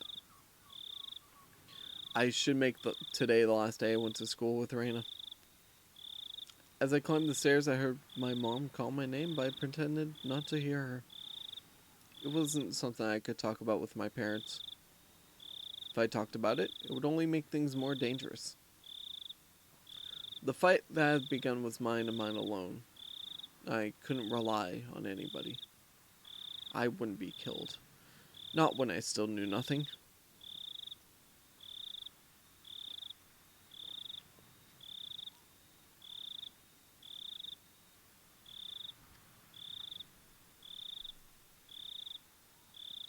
The end of another day. Not feeling so hot.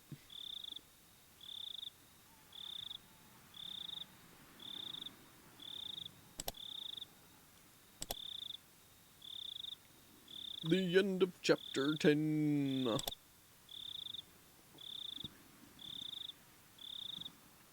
Alright. So I feel like I need to use the bathroom and I should refill my water as well. So I think this is a good time to do a short little something. Thank you everybody that's been here. Watching, lurking, all that good stuff. I shall return.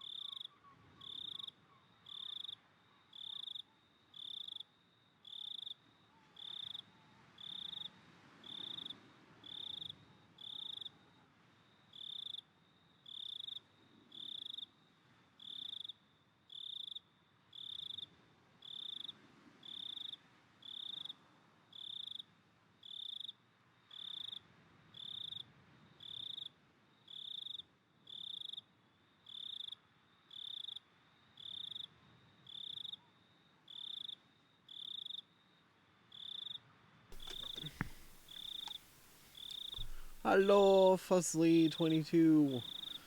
Welcome in. Thank you so much for the follow. Thank you so much for the biddy. Appreciate both. Hope you're doing well today. Oh, I just realized that was the end of the 3-minute. Okay. I never got water. Hold on. I need to grab my water. I'll be right back.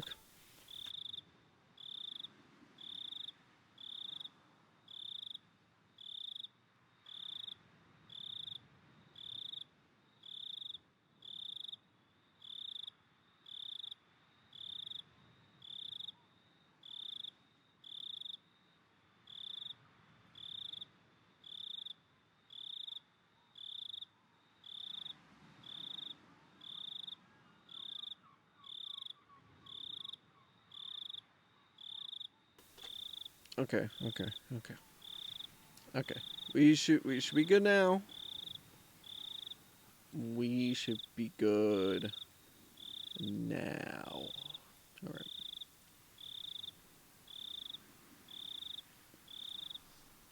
All right, another day finished.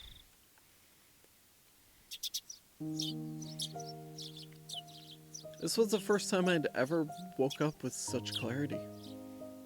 It was 5:59, just moments before my alarm would go off. I was amazed at the precision of my internal clock. I had made preparations for the next day of school before I went to bed. I changed quickly and descended to the deserted lower floor. It appeared that my mom was still asleep. Neither breakfast nor lunch was ready. Yesterday, I just unilaterally declared that I would be leaving early today, so it couldn't be helped. Wow, I have no idea where that came from, actually. I'm so sorry, guys. Oh, man. It's been a mess of a day, I will say that. I slathered jam on some bread and topped it with instant cocoa. Just as I was finishing up breakfast, Mom rose groggily from her slumber. My Keiichi, you're up early. Is there some sort of school event? Not really, answering bluntly. I picked up my bag and stood after stuffing 2 slices of bread down my throat. You're leaving already? What about lunch? If you don't wait a bit, I can't make it. If I waited for her to make my lunch, then it would end up being the same time as usual. If I did that, it would raise the chances of me running into Reina and Mion on the way. Yes, from today onwards, I was going to go to school alone. I'll be fine for today. What will you do for lunch? I'll slip out and buy some bread or something at the store. Really? Then here's some lunch money. Be sure to bring me back the receipt. I took the 1,000-yen bill from Mom and slipped it into my pocket. It's pretty early. Is Reina up this early as well? No, just me. Did you tell Reina-chan that you're leaving early? I have no reason to tell her every little detail now, do I? Finding it difficult answering the onslaught of questions, I made an annoyed face. Tell Reina that I went ahead when she comes. Hey, Keiichi, wait! It's not that I didn't trust my parents. I just couldn't rely on them. They couldn't help me. I could only hope that they didn't get involved. It was safer that way.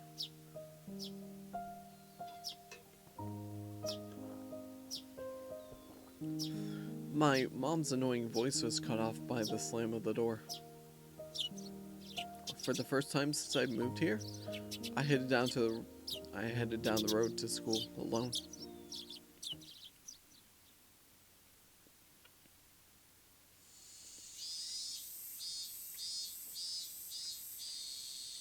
Up until now, I'd always walked down the same path at the same time each day, so I always met with the same people at the same places.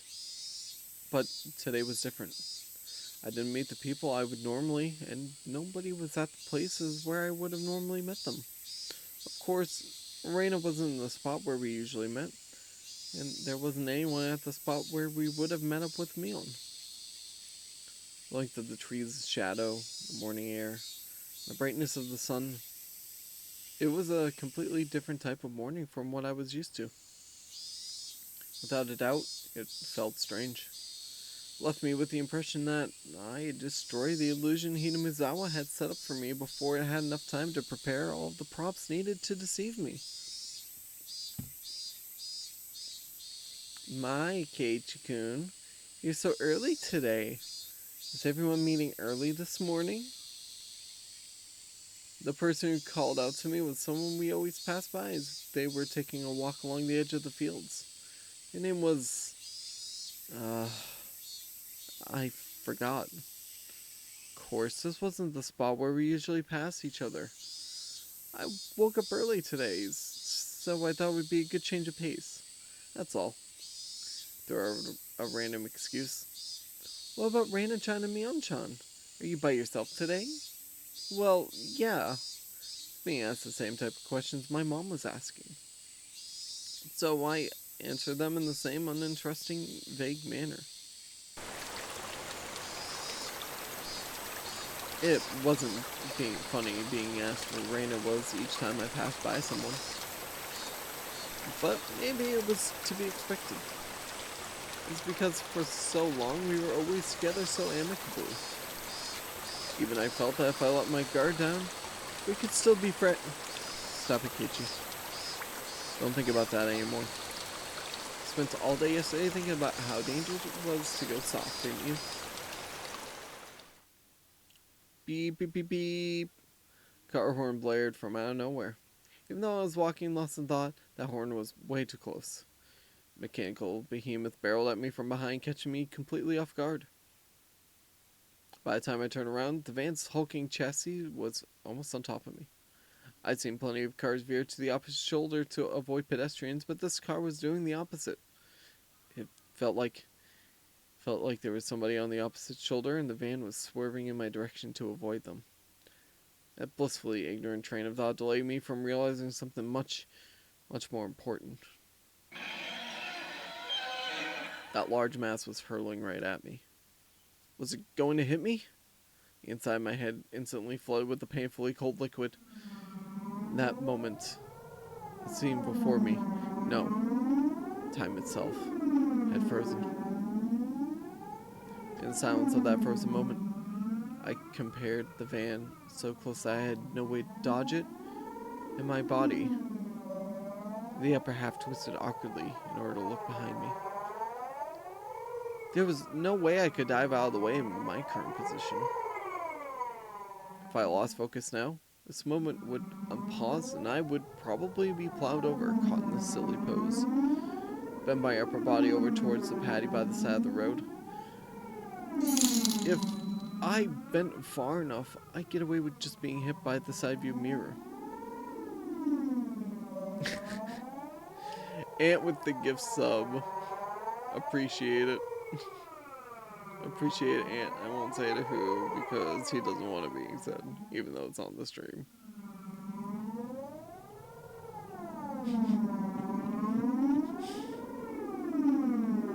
Sincerely appreciate Ant.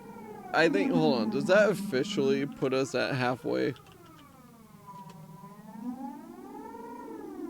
We're literally halfway of this challenge. Oh god. I think this is the closest we've been in a while. So that's pretty fun.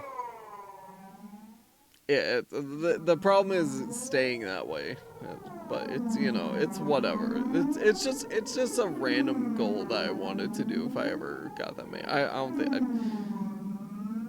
think I got what, up to 35, and that was the most. So it's all good. I just appreciate the support in general.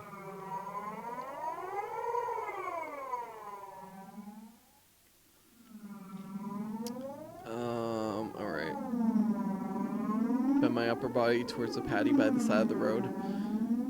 If I bent far enough, I'd get away with just being hit by the side view mirror. As soon as the thought crossed my mind, the temporal stasis was shattered by the deafening sound of the van. The side mirror struck my shoulder, sending me spinning off through the air like a top, locked in my contorted position.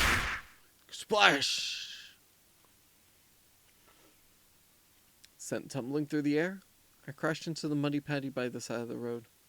My entire body was soiled and drenched. But the choice I had made in that instant was unmistakably for the best.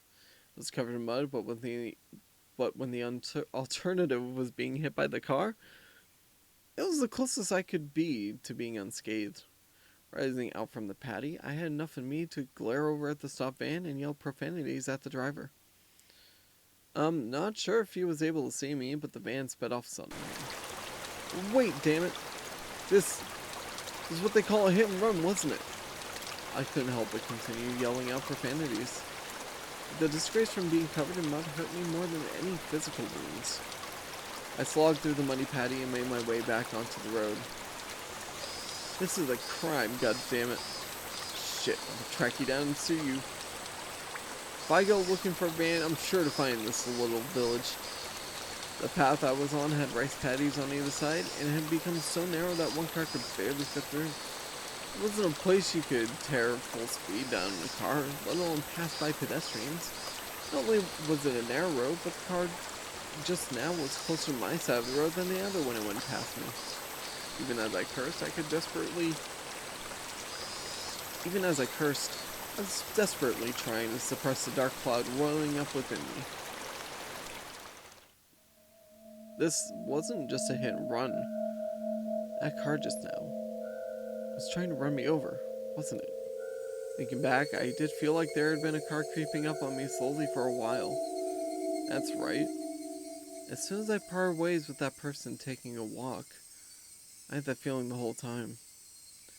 If it had wanted to pass me, then it had no shortage of chances. Normally, I would have felt suspicious and turned around sooner. But I was lost in thought and now was kicking myself for not realizing it was there sooner. And then, when the path became narrow, there was no one else in sight. He floored it. If I had hesitated for even a moment, the result would have been no laughing matter. As the adrenaline rush from nearly being run over subsided and the realization of just how terrifying the preceding events were sunk in. There was no doubt about it. That van was intentionally trying to hit me. A cold, viscous sweat seeped from my scalp and slid down my back before dribbling off. I struggled to avoid falling into a panic. There's still the possibility that this was really just an accident. Calm down, Keiichi. Also, don't be so naive, Keiichi. Being that lax will get you killed next time. You need to always be on your toes. Don't give them any openings. If my enemy was really out to kill me, then next time they would use a more reliable method. That time came and I was acting like I was now. Being covered in mud was the price I had paid for my own naivety. Covered in mud, but without injury.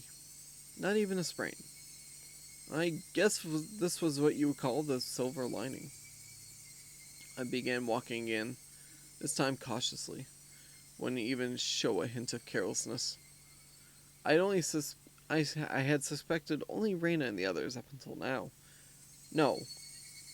This was because I had suspected them that I had believed that there were no other enemies. Oishi-san had said so, didn't he? There was the possibility that all the families of the village were involved. Was I really mired so deeply in this situation that I had no choice but to try and carry on as usual? Wouldn't it be safest just to hole myself up in my house?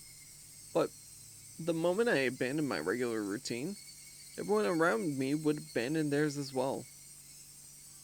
That was just too horrifying of a thought. I recalled the tales Oishi-san told me of when Hinamizawa was still called Onigafuchi. A frightening tale of an entire village of demons hunting their prey, surrounding them, and eating them alive. One must not interfere with the demons. One must pretend not to see it. The enemy were numerous, all the village families. The villagers, with their unwavering faith in the curse, would do nothing to help me. A strong sudden flash of sunshine made me slightly dizzy. I had no idea what was going on anymore. When I suspected it was the work of man, I would catch a glimpse of Oyashiro-sama's curse. And when I suspected it was Oyashiro-sama's curse, someone would poke their head out. What was coincidence? What was intentional? Hey, Quiet Bear, was good? Hope you're doing well. We got some. Well, I was gonna call it Nans, but I mean, what is the we? No, this is me. This is what you guys paid for. This is what the fans paid for. Okay, it's a community goal. I was gonna say you're on a Australia vacation, aren't you? As soon as I saw vacation, I'm like, you're on an Australia vacation.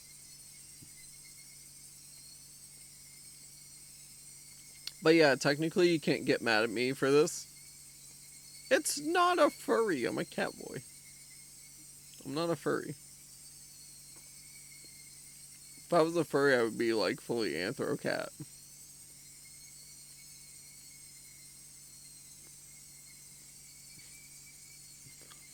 Respawn, it's fine. It's fine. It's totally fine.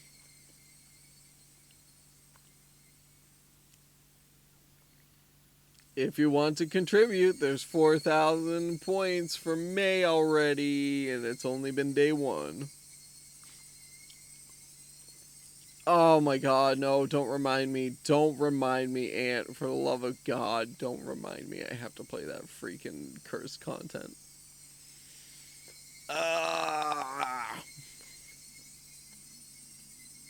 It's gonna be so much worse in Volume 2. I already know it.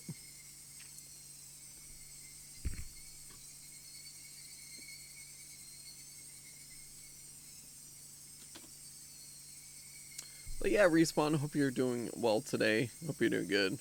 Again, blame the viewers for this happening today. Quiet Bear, welcome to you as well. Hope you're doing well. Hope you're enjoying your trip.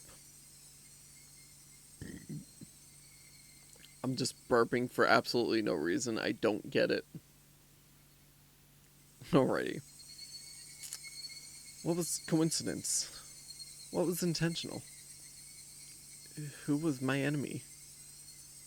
Who was just a bystander? No. What I really, truly wanted to know was, how did I end up with the proverbial bullseye painted on my back? Hey, nice. Very nice. Wait, does that mean you've just been procrastinating or just like nothing wrong? I'm assuming nothing wrong, but. Eventually, an answer in a form I could understand will appear. I don't care when that will happen, because until then, I cannot die. That alone fueled my resolve to fight, and will keep me alive.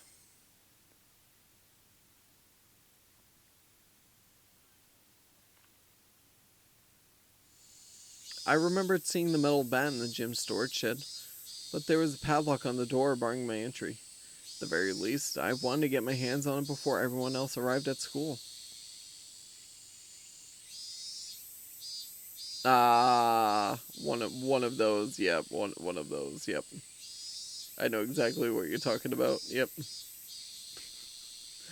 It's awful though. It's great, but it sucks at the same time, because especially if it's on a time crunch type of thing.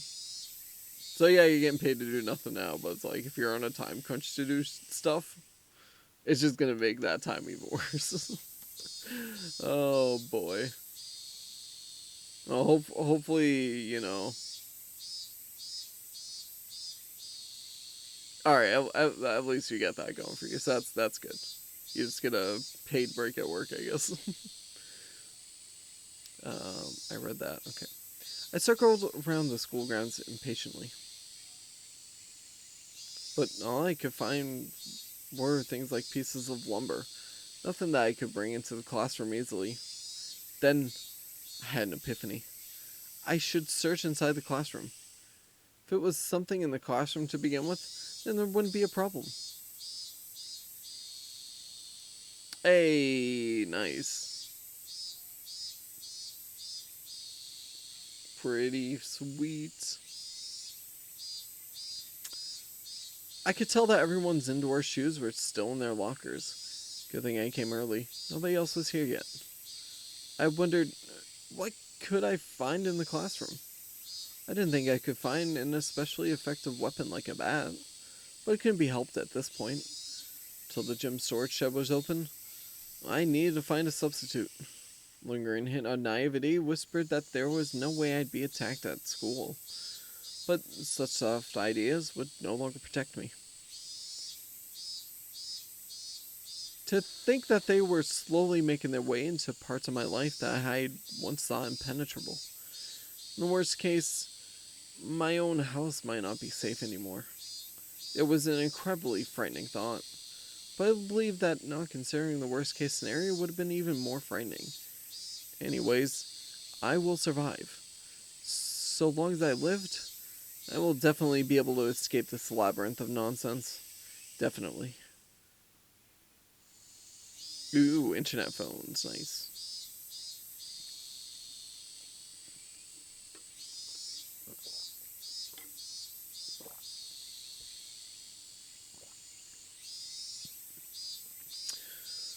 My exploration of the classroom came to an impasse. That much was to be expected. There was no way there would be anything that could be a weapon in the classroom. Well, hope you're enjoying the story at least, Respawn. You get a break and listen to a very dark story at this point. Lots of murder talk. We get to feel getting beat up with a baseball bat earlier. Anything is a weapon.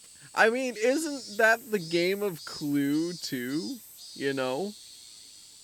Clue is like that. It's like, oh hey, I killed you with a wrench. Hey, I killed you with a pipe in the dining room.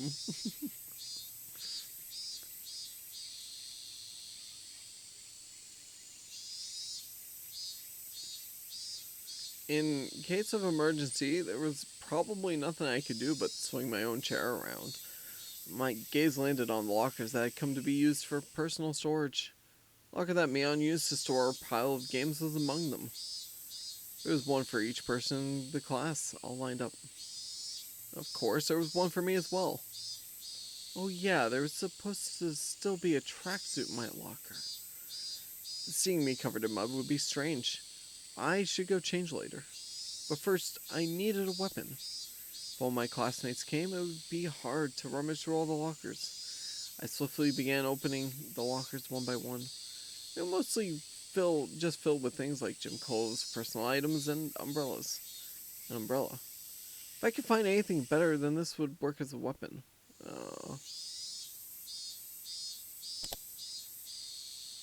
Then this would have to be my weapon, okay.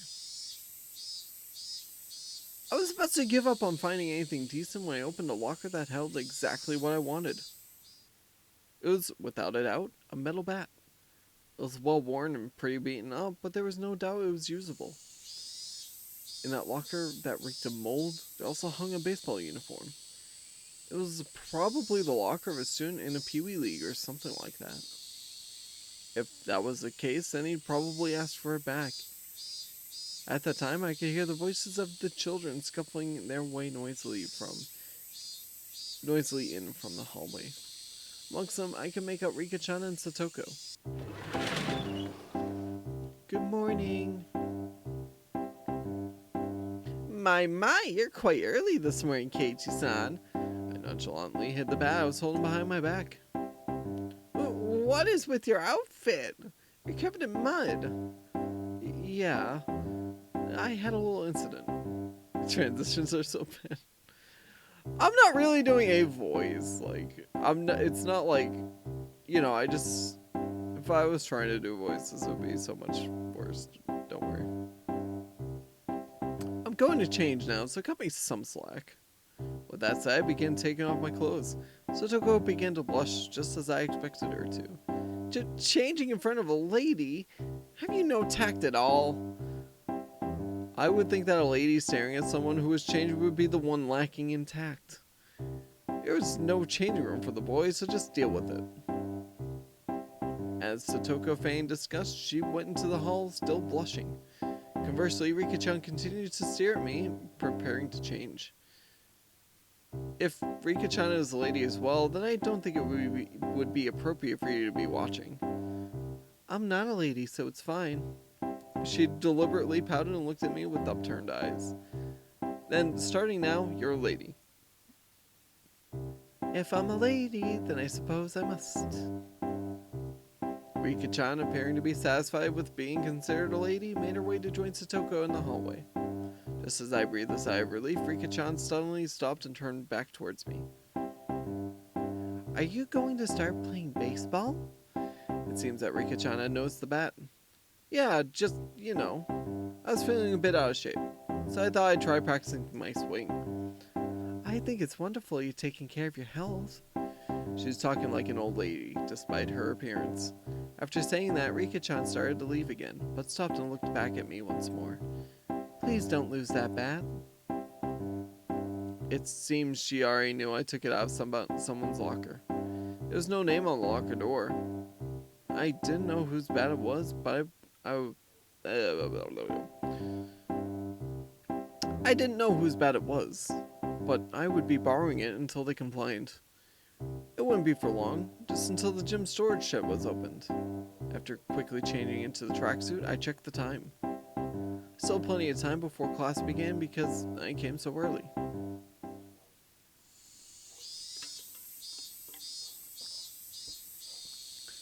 I took the bat in one hand and went out to the schoolyard. That was, of course, to practice my swing. I needed to make it known I would always have a bat on me so I could practice my swing. At some point, the sunlight had become even stronger. Disregarding my classmates as they made their way to school, I took my position in the shadow of the school building. I wasn't the academic type, and I wasn't much of an athlete either.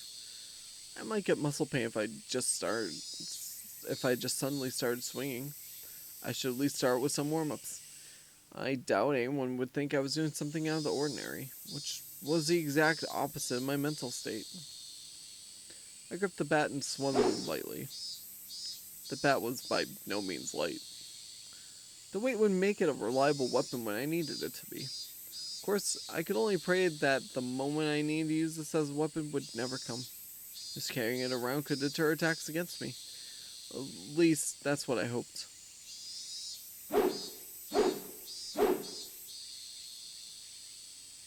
Huh? Kei-chan? What are you doing? Being bombarded with such a hysterical voice, I jumped. Whoa, Keiichi-kun, are you on the baseball team? The baseball team? It was Reina and me on. I was surprised to hear you went off ahead. What are you doing, Kei-chan? Can't you tell by looking? I'm practicing my swing. For the championship. You can say it's part of my diet if you want. Diet? Kei-chan, are you really that fat? Bet you didn't know, I actually have a beer belly. It's plump and jiggles. But plump and jiggles? Reina, you don't have to imagine something weird like that. To disrupt Reina from imagining something that vulgar, I ruffled her hair messily. Well then, hope you make it to regionals at least. This old man will cheer you on. Regionally speaking, it seems that Oshima High is pretty strong. They say their Southpaw Kameda-kun is amazing. Good luck. Seemed they made me out as some kind of local prodigy, but oh well. Well, if I really did make it to the championship, it would be a cinch. After all, I'd be the pitcher and catcher. I'd pitch the ball, then when I pass the ball I just threw and change over to being the catcher in the burst of super incredible explosive speed. I laughed wryly at the ludicrous image. Coming back to my senses, I smashed the bat against the ground. Damn it. What am I laughing at?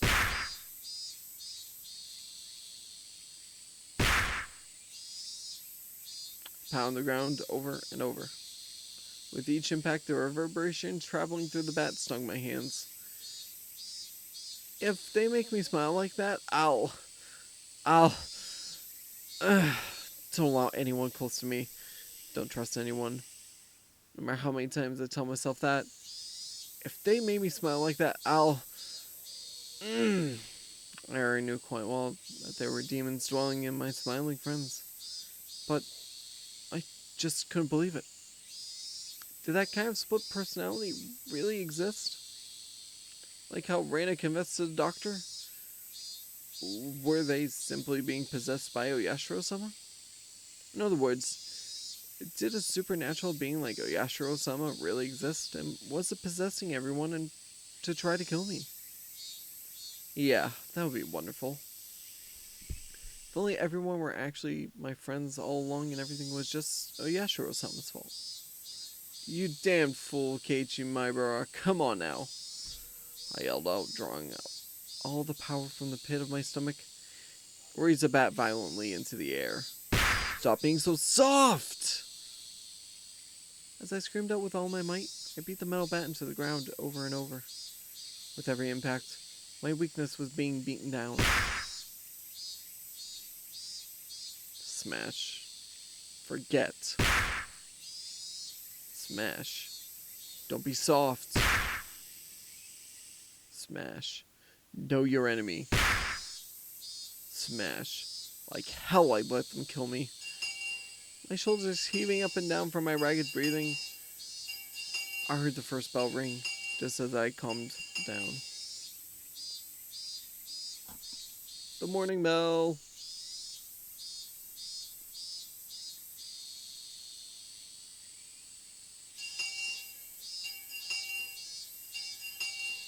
I gasped with the sudden realization. That was the final bell.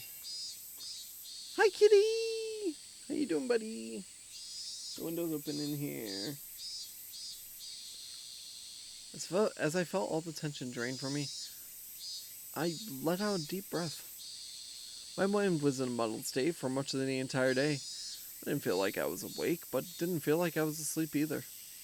I couldn't say it felt especially comfortable, but I felt a kind of relief that the sanctity of the school part of my daily life had yet to be violated. How long would I have to keep on living like this? I could only grit my teeth and bear with it as this living hell slowly gnawed away at me.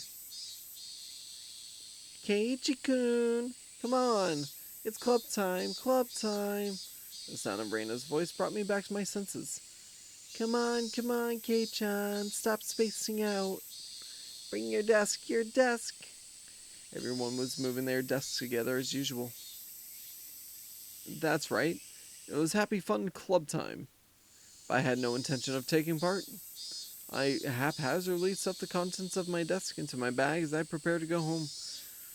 It was a weak-handed gesture to avoid having to actually say, I'll be going home now. What's this, Kei-chan? Planning on going home right away again? Mion sounded quite disappointed.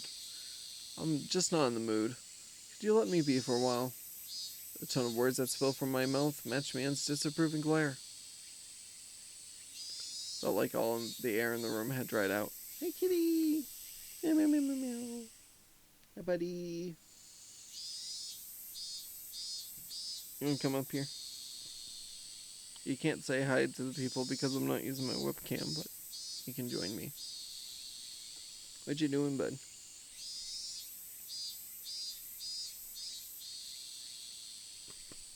Come here. This is gonna be weird. Come on. Alright, let's get back. Felt like the air in the room had dried out. Satoko looked like she was about to say something, but perhaps dissuaded by the mood, she swallowed her words and stayed silent. Come on. Oh, he jumped up, but now he's going to the window. Nobody said a thing. I took that to mean that I could leave if I wanted. But the collective gaze of the four of them, like the tiny pins used to mount an insect in a display, held me in place. Randall was the one who cut through the heavy mood. Keiichi-kun, you just didn't like playing with girls, I guess. She said it in such a melancholic tone that it sent a wave of pain racing through my heart. If this pain was going to kill me, I wanted it to be the soft part of me that could still feel pain. Tore my chest violently, tearing out the pins that held me in place. That's not it at all. I'd only be hurting myself by saying anything more, so I swallowed my words. Cutting things off there, I turned away and exited the classroom. He didn't speak a word to me as I left.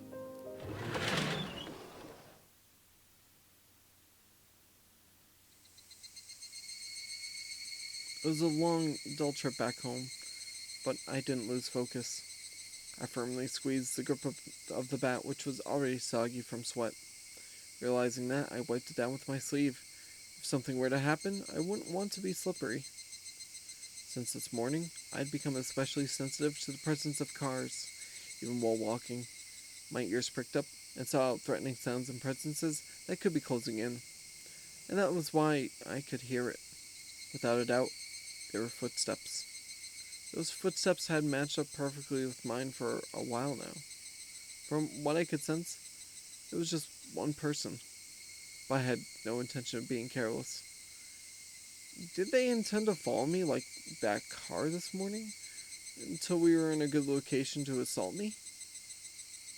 Then it wasn't a good idea to keep walking like this. I stopped walking and looked back. The wooded path, crowded with trees, responded with sounds, as if there was nobody there to begin with. But I wouldn't be fooled. I was certain footsteps were following me. And just as I stopped, the footsteps stopped as well. Meaning, the person following me wanted to keep their distance. That was, without question, proof that I was their target. I held my breath, waiting for that presence to panic and start moving again. The trees rustled with the sound of the wind. The Higurashi also joined in the dissonant chorus, trying to throw my focus into disarray. Had 5 minutes passed? Or had I been like this for a whole 30 minutes? It was so hard to breathe that I might have suffocated. It seemed I would be the first one to panic. Without a doubt, he was lurking in the shade of that tree with a bated breath. Then I'd make the very first move. I fixed my grip on the bat. I raised it up to my shoulder to be ready to swing it at any time. Hey! I know you're there! With all my might, I screamed at whoever was hiding in the shade of the trees. But the presence in the shade didn't budge. Till the moment I found them, they had no intention of revealing themselves. I know already!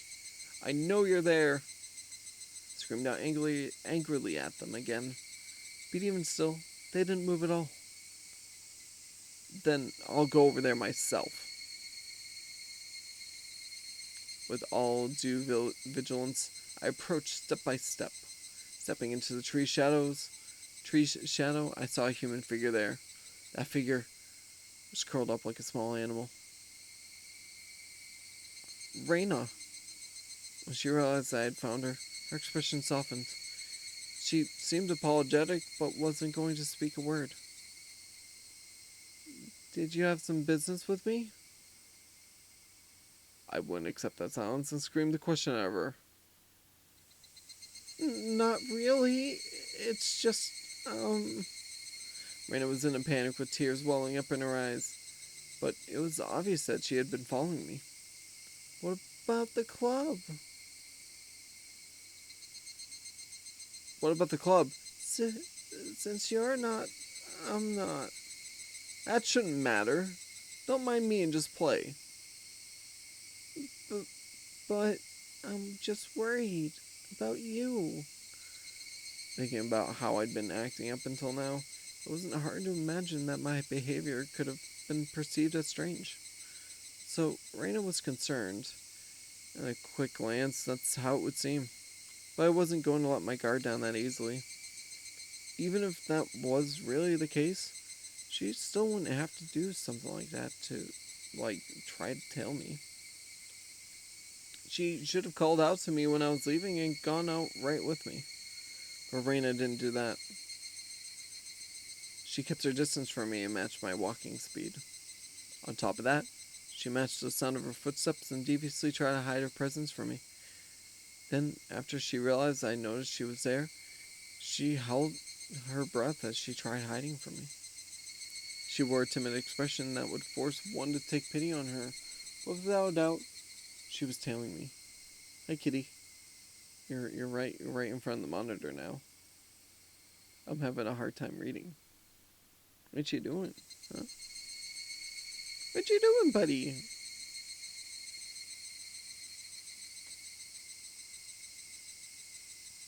Where you going, buddy?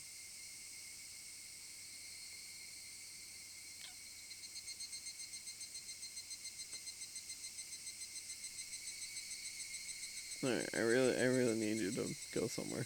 There we go. Thank you. Bye, buddy. Sakamoto gun. Okay.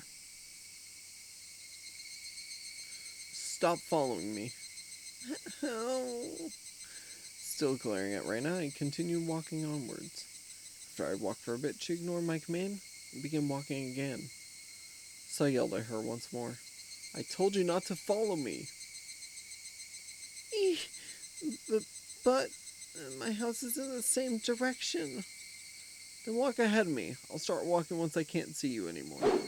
I moved out of the way and waved my bat violently to urge her forward. I'd like to go to home together with you. Making a pitiful expression, she meekly squeaked out the words in a voice that she knew would cut into my heart. That agitated me to no end.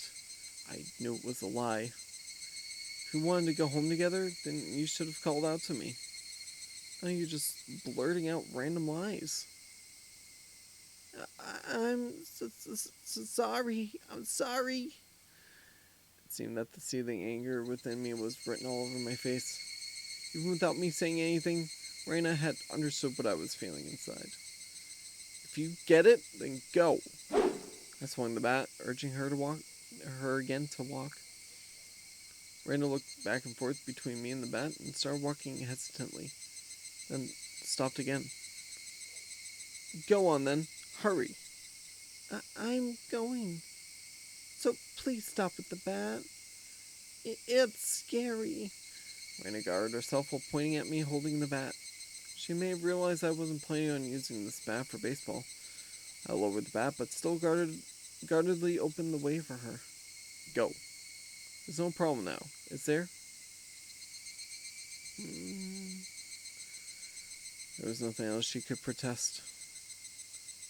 She passed by me timidly, so as not to set me off. As I watched her pass by, she stopped completely, after having barely moved at all. Hey, don't stop. And a powerful gust blew past us, barraging my face with dust. The dust got into my eyes and clouded my vision. While rubbing my eyes with my left hand, I swung blindly with the bat in my right, protecting the small opening I had presented. But Reina didn't even try to attack during that opening. Attack me? No, she hadn't budged an inch. I could tell from the sound of her fluttering skirt in the wind.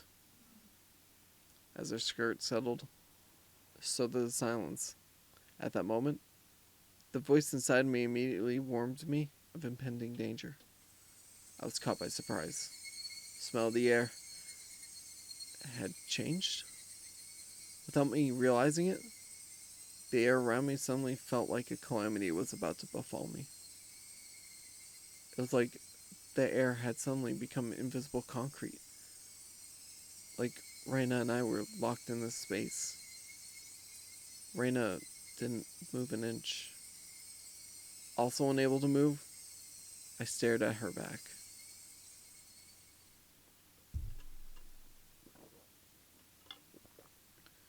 Reina was the first to break the silence.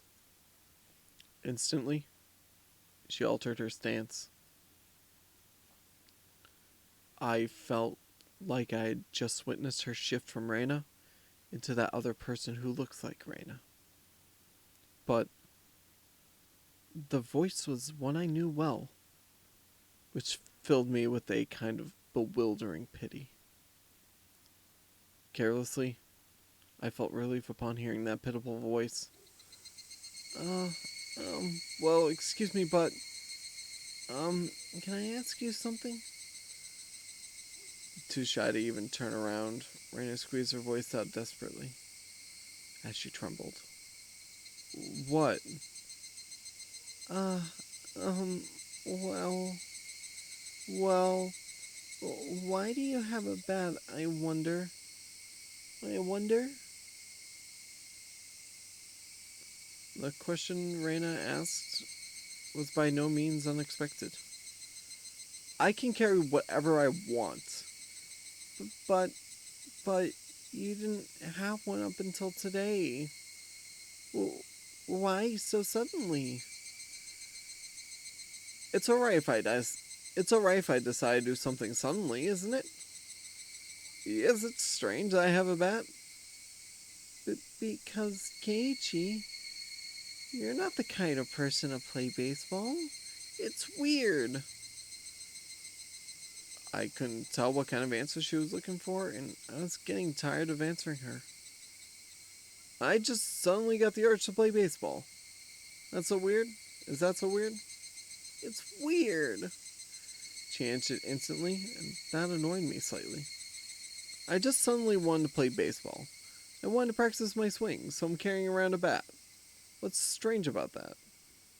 Strange. Weird. Definitely. Why is Keiichi-kun also... Your ramblings are annoying me. Is it that strange for me to have an interest in sports? I try to sound a bit more threatening than the conversation. Until my suspicions about Reina were cleared, I had no obligation to answer her questions. I'm sorry.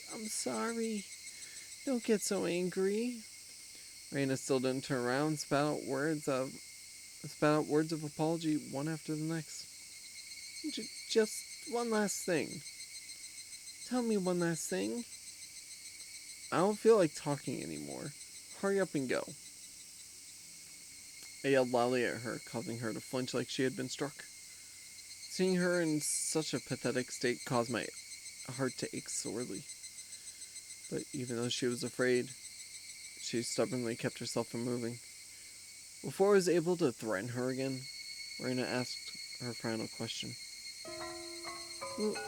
Why is that bat the same too? What did she mean by the bat was the same? I had no idea what she was talking about. What are you saying? I mean, why is even the bat the same? I don't understand what you mean at all. Say it clearly. Even still, Reina didn't turn around. After inhaling deeply, she screamed. I mean, why is even the bat the same as Satoshi-kun's? Satoshi being... Huh? Upon hearing that name out of the blue, I became dumbfounded for a brief moment. By Satoshi?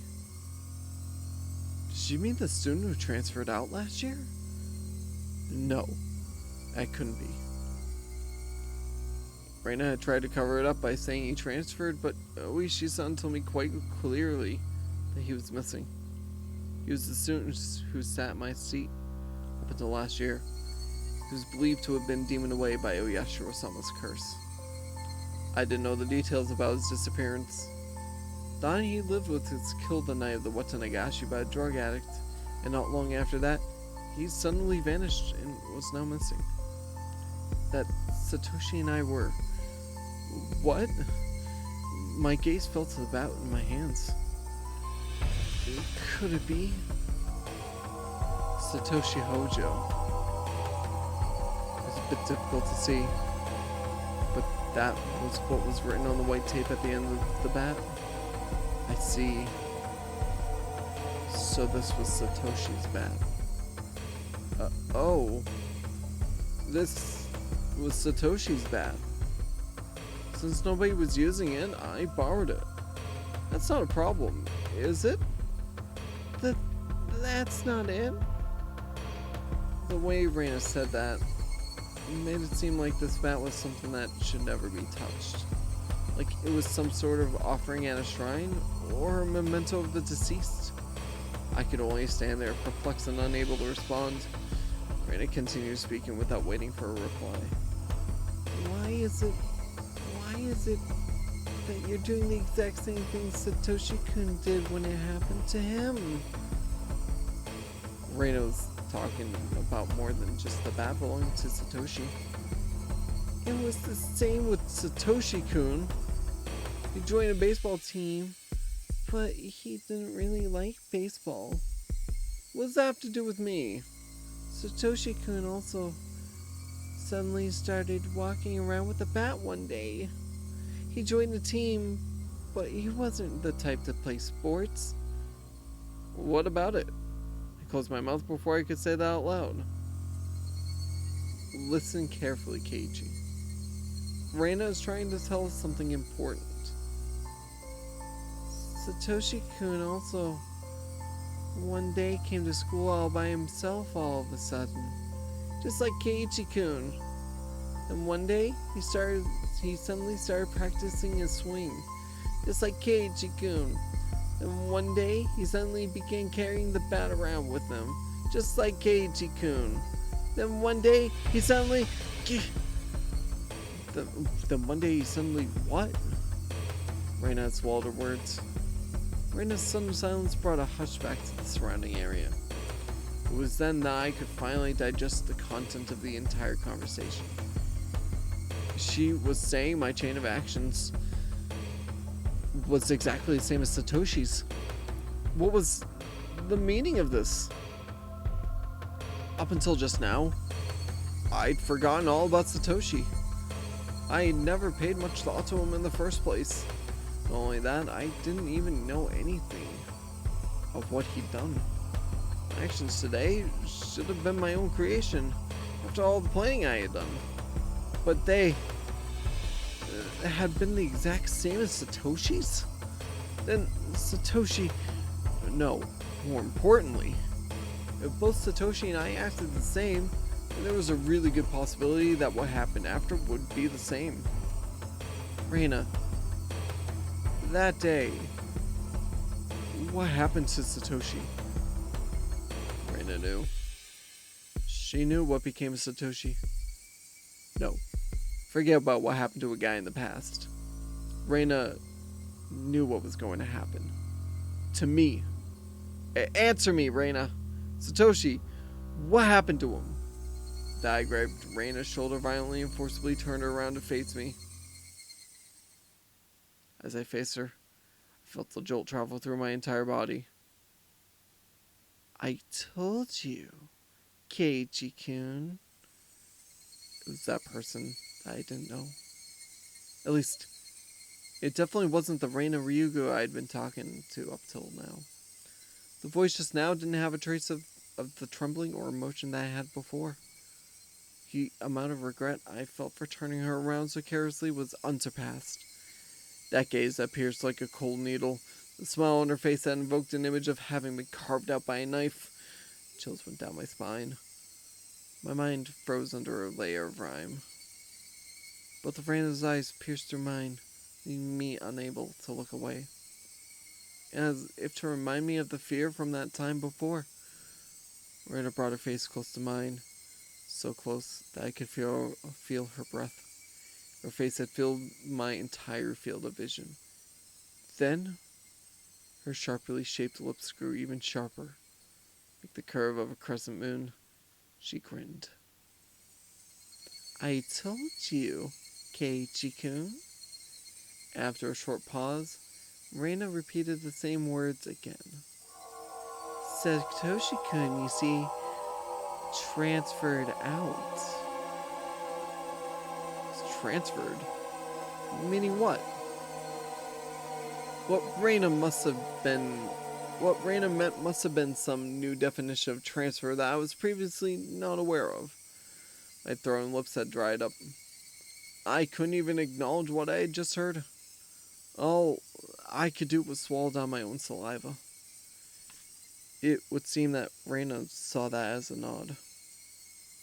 She pulled her gaze back and spryly stepped back 2-3 paces. As she did, my legs gave out and I fell to my knees pathetically.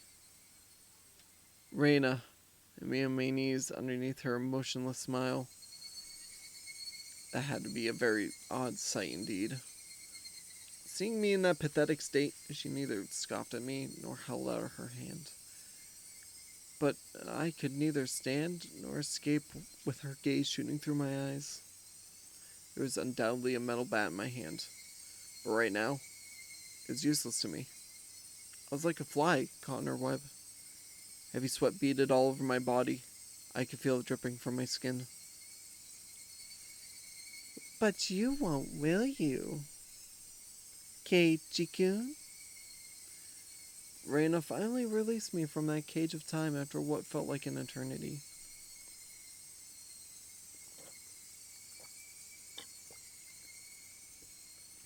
But her question was missing something important. It was incredibly vague. Once again, I swallowed hard, urging her on. Do what? What did she not want me to do? Transfer.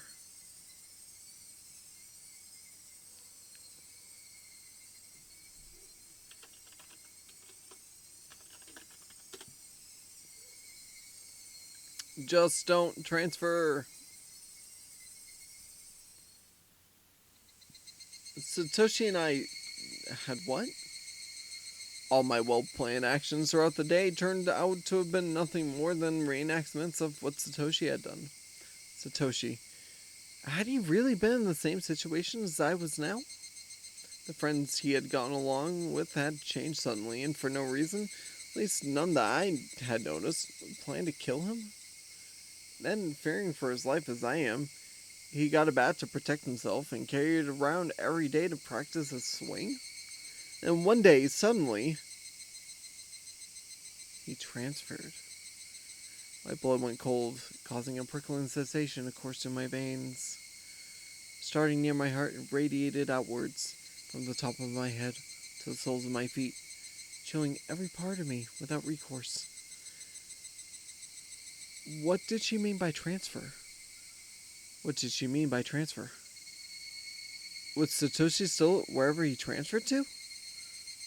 Was he the only one who would be able to understand me?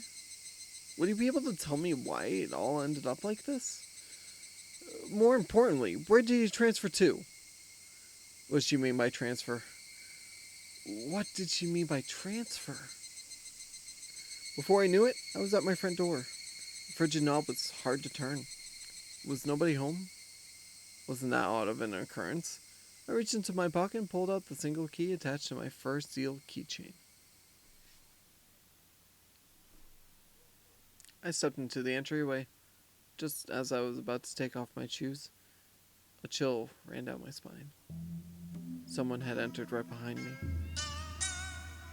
Like a classmate messing around, standing right up against my back. You're kidding, right? It had to be my imagination. Logically speaking, it was impossible for someone to be able to hide their presence within my personal space all the way through the door. But there was undoubtedly someone behind me. Hey now, Keiji. How do you know they're there, even though they're behind you? 'Cause I could hear the sound of flowing hair. There's no other reason I'd hear that sound. That was the presence. Because I could hear the sound of them blinking. Keiji, my bro, there's no way you could hear that. It was mostly instinct than anything else that was warning me of the presence. Common sense was telling me that it was just my imagination. It was just my imagination. There's nobody behind me. I began to erase the mental image of an eerie figure standing behind me. But at the same time, I asked myself, if there was nobody, then what was I feeling? As an uncomfortable sensation crawled up my spine. Actually, wouldn't it be better if there was somebody there? If there was nobody around, if there was nobody there when you turned around, would you be able to accept that? I'd be able to answer all those questions just by looking behind me. But I didn't have enough courage to even do that simple task. Right. I could try speaking to them. Person behind me might answer me. It was a random thought. I didn't care how I went about it. Just so long as I didn't have to turn around. If I calmed down and thought about it, I would have known that wouldn't have solved anything. Who is it? I spoke in such a hoarse, broken voice that I couldn't believe it was my own. I could almost feel them contemplating their response. I felt it. There's no way I should be able to do that.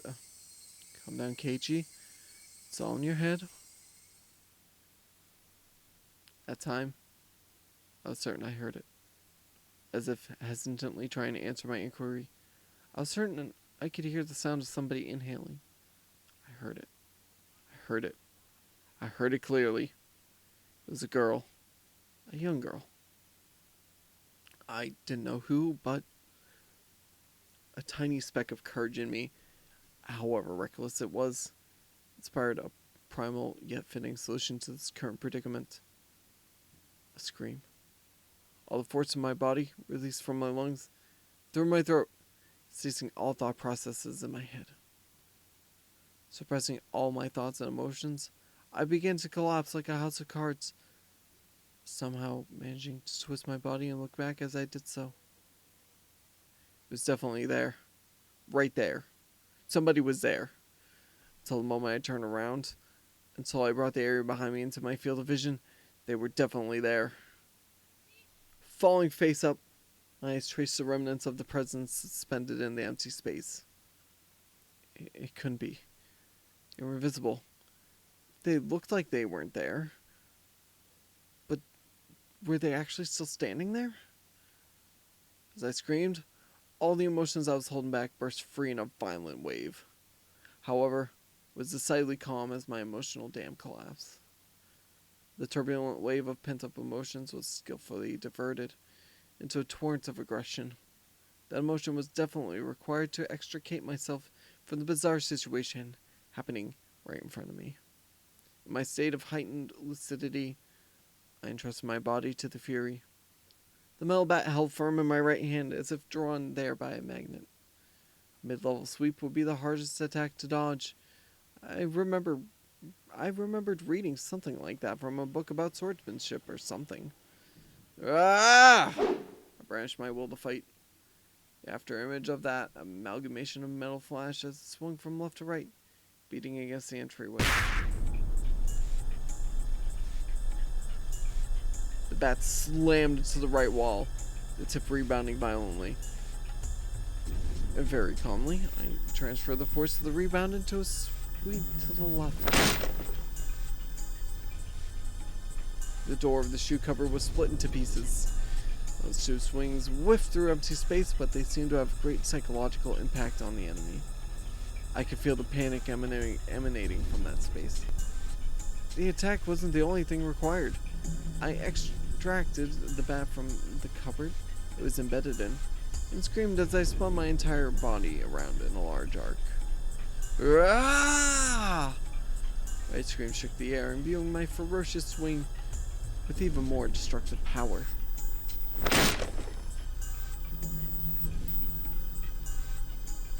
Crack! Without mercy or restraint, my violent strike, with certainly fatal force behind it, shattered the top of the cupboard. None of my attacks struck the enemy, but my ferocity had certainly seemed to impact them. Breathing heavily, my entire body soaked in sweat, the invisible enemy, there, but not there, dispersed. Breathing up. When I was certain that the enemy had retreated, I locked the front door and latched the chain. No way. How only feigned retreat and was now inside my house?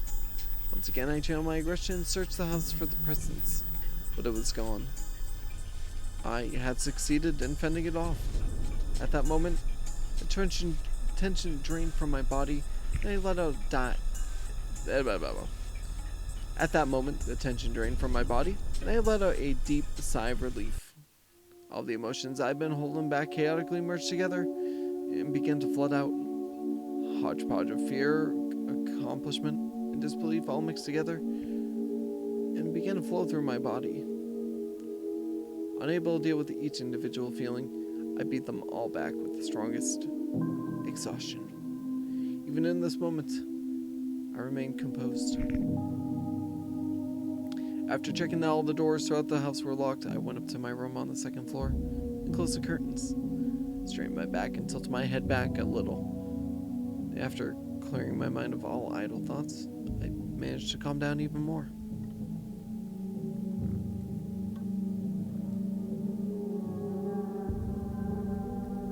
What was that at the front door? There was definitely something there. Thinking about it, maybe it was just an apparition I dreamt up in my confused state. But I really didn't think that was the case. Calm down, Keiichi Maibara. Compose yourself. But no matter how calmly I thought about it, what just happened wasn't a figment of my imagination. It was obviously a supernatural phenomenon, and without a doubt, something was behind me. It wasn't some sort of illusion I saw amidst my confusion and disorientation. Proof? I had just one piece. When I asked, "Who is it?" they inhaled, as if they were about to answer. That sound had clearly reached my ears. The situation I was in right now was still unclear. Either I'd been possessed by the supernatural phenomenon known as a Yashiro-sama's curse, or this was a ruse by the villagers who believed in it or were imitating it. Either way, their motives were unclear. The roundabout way it had been done was also still a mystery. If it was perpetrated by humans, that would mean admitting that it was Reina and the rest of them doing it, but it would be solvable. Oishi-san and the rest of the police would surely arrest my enemy. But if it was a manifestation of Oyashiro-sama's curse, I wondered what would happen. Oishi-san very clearly declared that curses didn't exist. At that time, those words were pretty dependable. But as things were now, with the rising possibility that the perpetrators were not human, he suddenly seemed quite unreliable.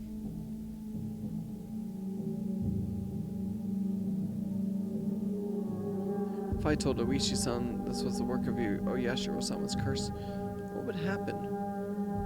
I couldn't imagine his reaction, but it would go without question that a void would expand rapidly between myself and Oishi-san. With me having so few allies to begin with and not being able to confidently declare whether or not this was a curse or not, there was no merit to doing that. I better keep the facts of what just happened at the doorway to myself. It'd be better if I didn't add what happened here to the memo behind the clock.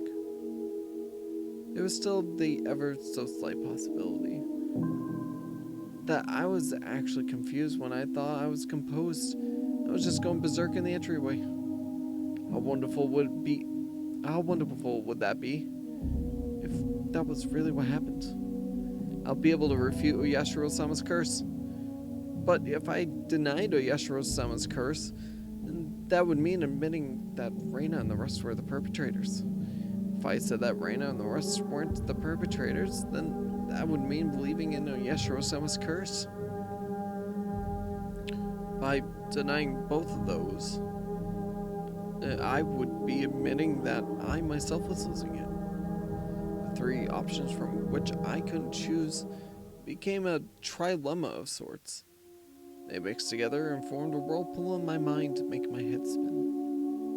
Once again, I straightened myself and leaned my head back slightly to cool myself down. Calm down, Keiichi. Accept what has actually happened as reality. Stop thinking of anything more than that. But I couldn't help but think of it. How wonderful it would be if it turned out I was delirious and everything up until now was a figment of my imagination. Oyashiro-sama's curse wouldn't exist, and I would still be bestest buddies with Reina and the rest. I would have to be crazy. That was the first time in my life I'd ever wished for such a thing.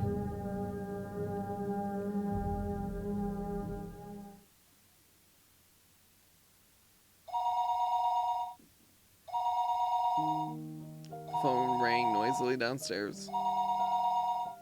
Generally, there were no calls for me, so I never really answered the phone much. But since my parents were here, I had no choice. I squirmed off the bed and went downstairs. Hello, this is the Maibara residence. Keiichi, this is Mom. I intuitively had a bad feeling about this. It was because I thought she was going to ask me to go out and buy some things. So I took the initiative. What? How am I having instant noodles for dinner? There's still a lot of them. The other day we went out as a family and bought a whole case of cup noodles. I wanted to get a bunch of different kinds, actually, but they refused since the individual packs were expensive. So instead, I got a whole case of the mega-sized pork bone and ginger flavored ones I liked. But my parents don't like strong flavors and didn't touch any of them, so the cupboards were still full of them. So you see, there really isn't a need to go shopping, right? Keiichi, I'm not asking you to go shopping. Both Mommy and Daddy have to go to Tokyo right now because of work. Huh? Right now? This is really abrupt. No, we're already here. We left this afternoon. It's quite a distance to Tokyo from Hinamizawa. Getting at full speed down the highway would still take 6 hours. Dad has a license, but since he doesn't like the highway, they likely took the train. It would have taken longer. I'm thinking you might understand since you heard us speaking last night, but it has to do with Daddy's contract. Right now, things aren't going so smoothly. Now that she mentioned it, I did remember that they talked all that time about how his job prospects weren't looking so good. Daddy's really sensitive about things like this, so if we leave things as they are, it'll affect his work. Part of my father's particular fragile artistic personality, his emotions changed as easily as the fall sky. You could also just say he couldn't take criticism. But something like that can be done over the phone. Keiichi, this is your father's job, so can you support him a bit, please? Anyway, it's just faster to talk about it in person, so there wouldn't be any misunderstandings. As their son, there was nothing more I could say once they started talking about work. So, we'll be back tomorrow night. Keiichi, will you be fine on your own? It's not like I'll die or anything. Keiichi, you shouldn't speak so lightly of dying. If there's something troubling you, just talk to us. I believe that Mommy will be able to help out. Yesterday, I did bring up if I died rather abruptly, so I suppose they were a little worried.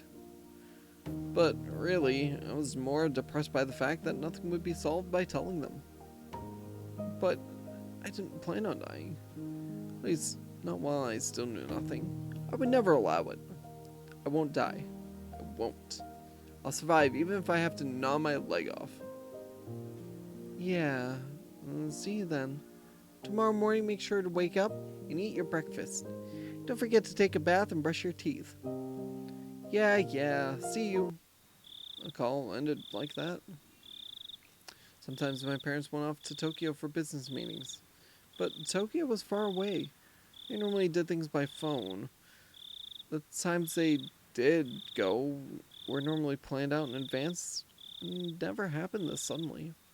I couldn't say that those circumstances didn't feel strange or rather unnatural. Anyway, I only needed to recognize the reality of the situation. That tonight, I was the only one in the house. That when my parents came back from work, I'd be gone. Missing. Vanished. Looking back on the series of events the previous 5 years involving Yashiro-sama's curse, it wouldn't seem that strange at all. Come to think of it, it was getting pretty late. I didn't think it was good that the only light on in the whole house was from my room on the 2nd floor. It was the same as broadcasting to the enemy that my parents were gone, and this was their chance. First I ran to the living room, flicked on the lights, and turned the TV on to a reassuring volume. Next was the study. I similarly turned on the lights and some music. With this from the outside, it looked like my parents were here. Once again, I went through the house, checking to see if there was anything left unlocked. When I saw the veranda and the laundry still hanging out there, I went pale. That would have made it too obvious. I needed to take it down. I snatched on the laundry haphazardly and erased all traces that my mother wasn't there. It should be fine now. Ah, the garage! They hadn't gone all the way to Tokyo by car, but they had gone up to Okinomiya Station. The garage was empty, wide open, and in plain sight. This was not good. Panicked and rushed out the back to close the normally open garage door. Should be fine now. Ah, I needed to get the paper. Mom always got the paper. Since they left in the afternoon, the evening paper was still out there. My premonition was correct. I pulled out everything from the mailbox and dropped it in the entryway. With this, for sure this time, it should be fine. Come to think of it, leaving the cupboard busted like that from my little freakout was kind of bad. I'll just say I tripped and fell, and the bat I was holding smashed into it. Even so, just leaving it in its current state wasn't good. I should clean it up a little before Mom got back and scolded me. I remembered that there was a broom and dustpan in the closet. As I was going to get them, the phone rang once again. Hello, this is the Maibara residence. Oh, is this Keiichi-kun? Is your mother around? She isn't here at the moment. You idiot, Keiichi Maibara. Don't reveal that your parents are gone. You can follow up still, calm down and take care of it. I think she'll be back soon. That wasn't a good response either. Now they might say they'll call again, or to tell her to call them when she comes back. Then that's fine. Wasn't anything important. Well then, sorry for the bother. The scenario I feared didn't play out, eliciting a sigh of relief. I called fortune more than ways than one. I'd have to deal with more telephone calls coming in from my parents tonight. I was somehow able to deal with the phone call just now, but I couldn't continue to rely on such poor improvisation. I needed to make up a good story to explain that my parents were home, but couldn't answer the phone at the moment. They were making tempura and couldn't step away right now. That wasn't good enough. They were sick and went to bed because they weren't feeling well. Was that going to be safe enough? I was thinking about it on the way back to my room when the phone rang once again. Hey, well, thanks for the sandwich. How you doing? Hope you're well. It was like they were calling because they knew I was going to lie. I didn't want to pick up, but I knew I had to. They'd suspect my parents weren't here. I should have just taken the phone off the hook under the pretense that I didn't realize that it was. But since the phone rang, I had to pick it up. I prepared myself and lifted up the receiver. Hello. I stopped announcing this was the Maibara residence. I had no reason to be kind to someone I didn't know the identity of.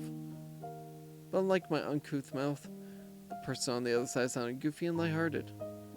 Hello, my apologies for calling so late. This is Oishi from the Okinomiya bookstore. Oishi-san, is that you, Maibara-san?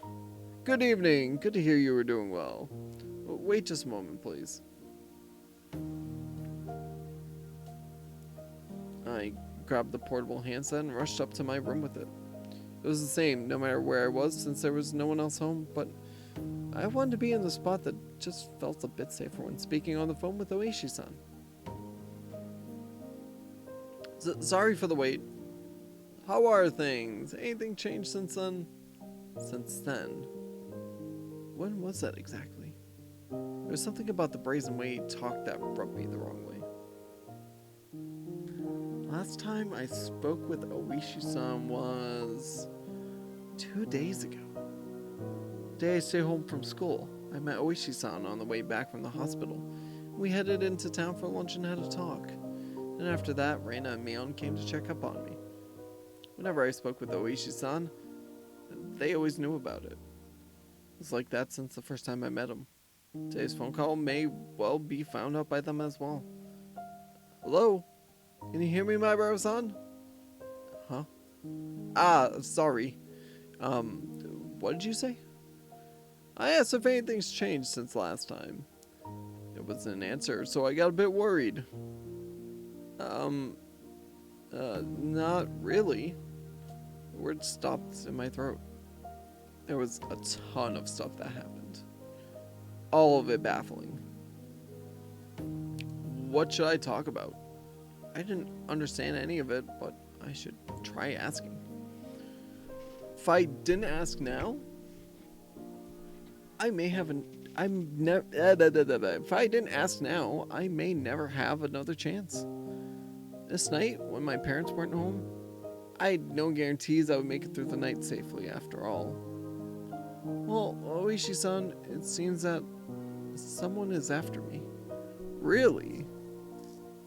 It could all just be a coincidence, but that day I missed school when I was sick, the two of them came to check up on me. Which two? Reina and Mion. They started asking about how I had lunch with you. What next? They left me some mochi when they came to visit, but there was a needle inside. Fortunately, I somehow didn't swallow it. I wonder, could that have just been a threat? About the needle. It was just one of those common sewing needles you see all the time. There's a hole to thread string through. Not that, Maibara-san. The needle itself. That's evidence. Could be used as proof that they threatened you. Where is that needle? That's right. That's it. I dropped the receiver and rushed downstairs. When I tossed the mochi, I had overlooked it out of terror, but that needle was a valuable piece of evidence. I'd certainly thrown the mochi and needle at the wall together. If it was there, then it would be on the living room wall. But my prudent mother had cleaned that living room wall, and there was not a trace of mochi left on it. Could it be that it dropped in the gap between the wall and the carpet? Frantically searched by running my palm up along the carpet, but nothing turned up. Tried moving around the sofa and desks, pulling up the carpet and flapping it around. I couldn't find the needle. Did my mom clean up everything without noticing it? It was just 2 days ago. I didn't know what day they collected the burnable trash, but it may still be in the trash bin in the kitchen. I rushed into the kitchen, opened up the lid of the pail, and poured out the contents. But even at a glance, I could tell that it would be incredibly difficult to find the needle in this pile of trash. I was looking for a needle in a trash stack. I know, I'll try running my hand through it. It's a bit gross, but I was looking for a needle. If I felt a small prick, I'll be able to find it. It was a pretty tactless method, but it was the quickest. Held my breath and started striking the pile of trash with my hand. Filth flew about. There's nothing more disgusting than this, but it was not the time to be concerned about such details. I continued on for a while, but nothing turned up. I wanted to search more thoroughly, but I was still on the phone. I shouldn't keep Oishi-san waiting for too long. Later, when Mom got back, I'd have to ask her if there was a needle. I hastily began scribbling on the notepad affixed to the refrigerator with a magnet. Was there a needle? I scrawled the words with a red pen. I then dashed back upstairs where I had been keeping Oishi-san waiting for far too long. Hello? How did it go? I couldn't find it. I was really overwhelmed back then, and I see. It'd be great if you could find it. Keep it safe. That's right, the needle wasn't the only incident. I had to tell him about this morning with the hit and run. Also, Oishi-san, that isn't all. Actually, this morning, that van was definitely aiming for me. I could say that without question due to circumstances at that time. Did you see the license plate? I can search for it from here. Damn. I just flipped out yelling at him back then, but I didn't look at the plate. A failure's on my part with the needle and the plate number. I was so focused just protecting myself that I let some of the most important details slip out of my grasp. I punched my pillow, annoyed at how worthless I was. I'm sorry, I don't know much more than that. It was a white van. Nothing to fret about, Maibara-san. Anyone would be shaken up after being hit. I guess all this really isn't a coincidence, is it? Oishi-san started to hem and haw over on the other end. I can imagine him folding his arms. Also, Reina is acting strange. How so? What Reina said on the way home today, asking why I was so much like Satoshi-kun. Now I could say with confidence that Reina knew what happened to Satoshi. She knew that there was more to it than him just simply disappearing. Reina knows. She knows something regarding what happened to Satoshi, the kid who was demoned away last year. What would that be exactly? Reina said I was the same as Satoshi. She said something to the effect that the way things are going, I'll end up with the same fate as Satoshi. Fate, you say? Exactly what kind of fate did she say would befall you? Transferring out, she said. Transferring out? Reina said Satoshi transferred out. So, given how things are going with me, I'll transfer out too. Oishi-san let out a stern sigh and then grumbled loudly. Maibara-san, that was probably some sort of threat. Or maybe some type of warning. I thought so too. At that point, I started to think, would it be prudent to sum up everything that had happened up until now as the machinations of some human perpetrator? Other than the theory of it being Reina and the others, I was left with the Yashiro-sama's curse actually existing as the only other explanation. Of course, I couldn't tell that to Oishi-san, except Reina's strange behavior could be proof of either scenarios. Whether it was Yashiro-sama's curse being real, or everything being part of a conspiracy committed by all the villagers, Reina was involved. Reina had to know something. Reina was suspicious. What exactly was Reina? I couldn't help but think she was somehow involved with the prior string of mysterious deaths. I seemed to recall that Oishi-san had admitted that he had dug into Reina's past a little. He was probably just downplaying it when he said a little, meaning he had actually dug pretty deep, most likely. I wanted to hear about Reina-san. I wanted to hear about Reina. I wanted to know what happened at her previous school, among other things that were still unknown to me. If Reina was somebody I should suspect, no, not that. I wanted to know the truth. Tonight, I was alone in this huge house. Even though I said I couldn't count on them, I'd lost the security I felt I had just by my parents being around. It wasn't like this house was some sort of fortress or castle. If a malicious person decided to use brute force, they'd easily gain entry. There were no other residences close to the Maibara residence. No one would be able to hear anything, no matter how loud it was. I had never felt as much resentment towards my father's artistic temperament and the fact that he had this house built in such a remote location as I did right now. I wondered if I would still be here by tomorrow morning, so I had to ask, right now, because I had no idea when the next chance would come. Oishi-san, I have something I wanted to ask about. Please don't keep anything from me. Sure, ask away. Even though he was so far away in the under end of the line, this was the most reliable he had ever felt. I wanted to ask about Reina. But what happened at her previous school? Actually, regarding Reina's... I noticed the sound that had been going on for a while now.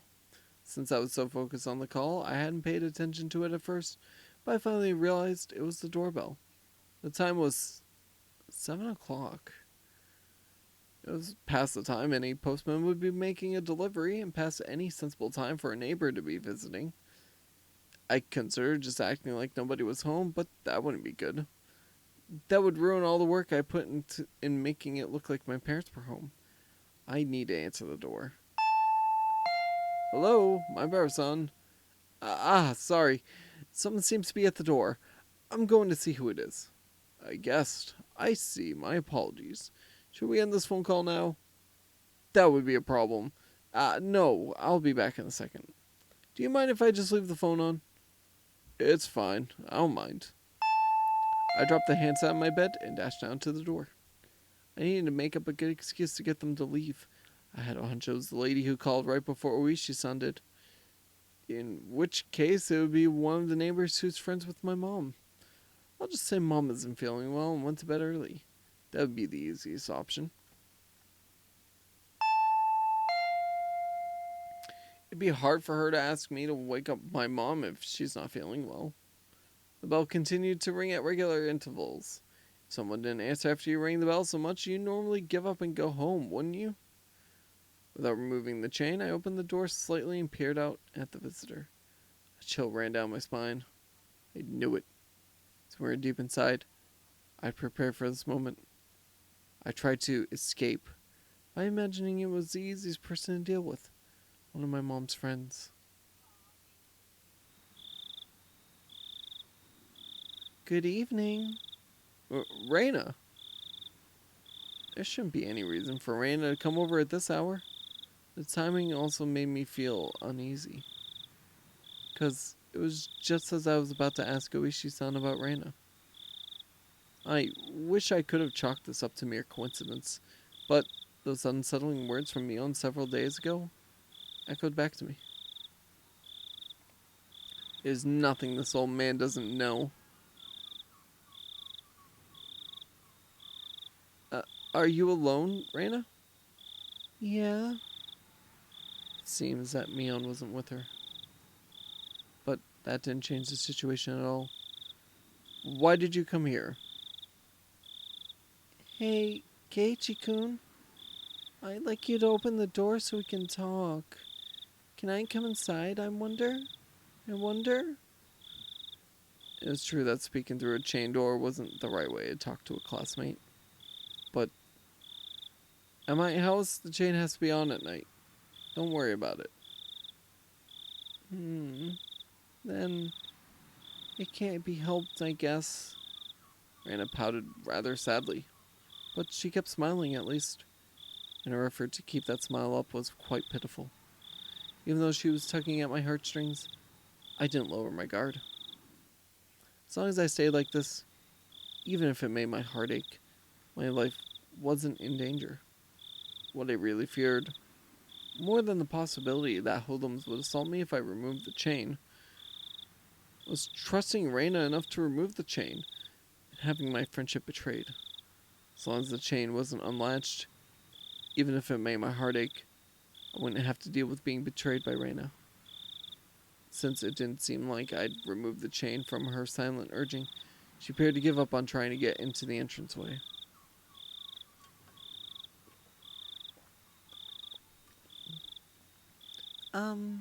Have you eaten yet, Keiichi-kun? No, I haven't eaten. Since my mom wasn't there, dinner wouldn't be ready no matter how long I waited. I laid down when I got home, was woken up by the phone, and didn't have a chance to eat since I used up all that time talking. I was going to have cup noodles in any case. I could just eat one whenever I wanted to. No, not yet. What about it? Then good. Look here. I brought a bunch of dishes. Rana held out a stack of boxes wrapped in a cloth. If I could use your kitchen, I can heat up the miso soup and other stuff. It's fine. You don't need to do that. But there's a lot of tofu and vegetables in it. Does Keiichi-kun not like that type of stuff, I wonder? There's no way I wouldn't like that. I love miso soup with lots of ingredients. White radish, carrots, burdock root and potatoes, dense and fibrous root vegetables. Yeah, that miso soup looks incredible. I also brought rice. If you microwave it, you can eat it really quickly. Without a doubt, rice needs miso soup. Stuffing rice down your gullet, sipping miso soup in between ravenous bites. Oh yes, how wonderful it is to be born Japanese. Also, I made some more pickles. I made sansai pickles this time. Before I had moved here to Hinamizawa, I scoffed at the mountain vegetables called sansai. But I was captivated by their charm the first time I tried them. Such a deep yet light flavor. The vegetables from the supermarket were tasteless and bland compared to these. If you had to describe them, they were vegetables for the uninitiated. To become an expert such as myself, you first had to partake of sansai. It was common knowledge around here that the Ryugu family's traditional pickles were wonderfully delicious. Yeah, no matter what kind of pickles they were, they go so well with that fluffy white rice. And also, but wait, there's more. So delicious, it just seems so delicious. Farewell to my healthy self who said he'd make do with cup noodles. Reina appeared to be in good spirits, and she was offering such a delicious sounding dinner. The stress evaporated from my gut and hunger reared its voracious head. At the same time, my wariness of Reina suddenly dwindled. Reina did say she was alone. It shouldn't be a problem letting her inside. Though, the possibility that was laced with poison still hadn't been ruled out. At that moment, a cold chill ran down my spine once again. I couldn't understand why such a sensation had occurred just then. But the voice inside me was sounding the alarm. This happy Reina, speaking of this charming dinner, was dependent on one premise. And that premise was that tonight, dinner hadn't been made in my house. Meaning it was on the assumption that my mom, who should be making it, wasn't here. At any normal household, 7 o'clock would be around the middle of dinner time. If my mom were here, we'd be eating dinner around this time as well. The fact that she brought over all the makings of a meal at this time was inherently strange. Unless she knew. Reina. Did she know that my parents weren't home? But there was also the chance that this was a bluff. I'd turn on the lights and a bunch of other stuff to make it seem like my parents were here. There's a chance that Reina was unsure if my parents were home. But I had to wonder. Laundry, the garage, evening paper. There were plenty of signs of them being hastily tidied up. It was hard to say that Reina didn't have a chance to determine if my parents were here or not. But there's no reason for me to confess that right now. I should try holding on to that fact as long as I could. First of all, the chain was still latched. As long as I didn't take it off, Reina wouldn't be able to do anything to me.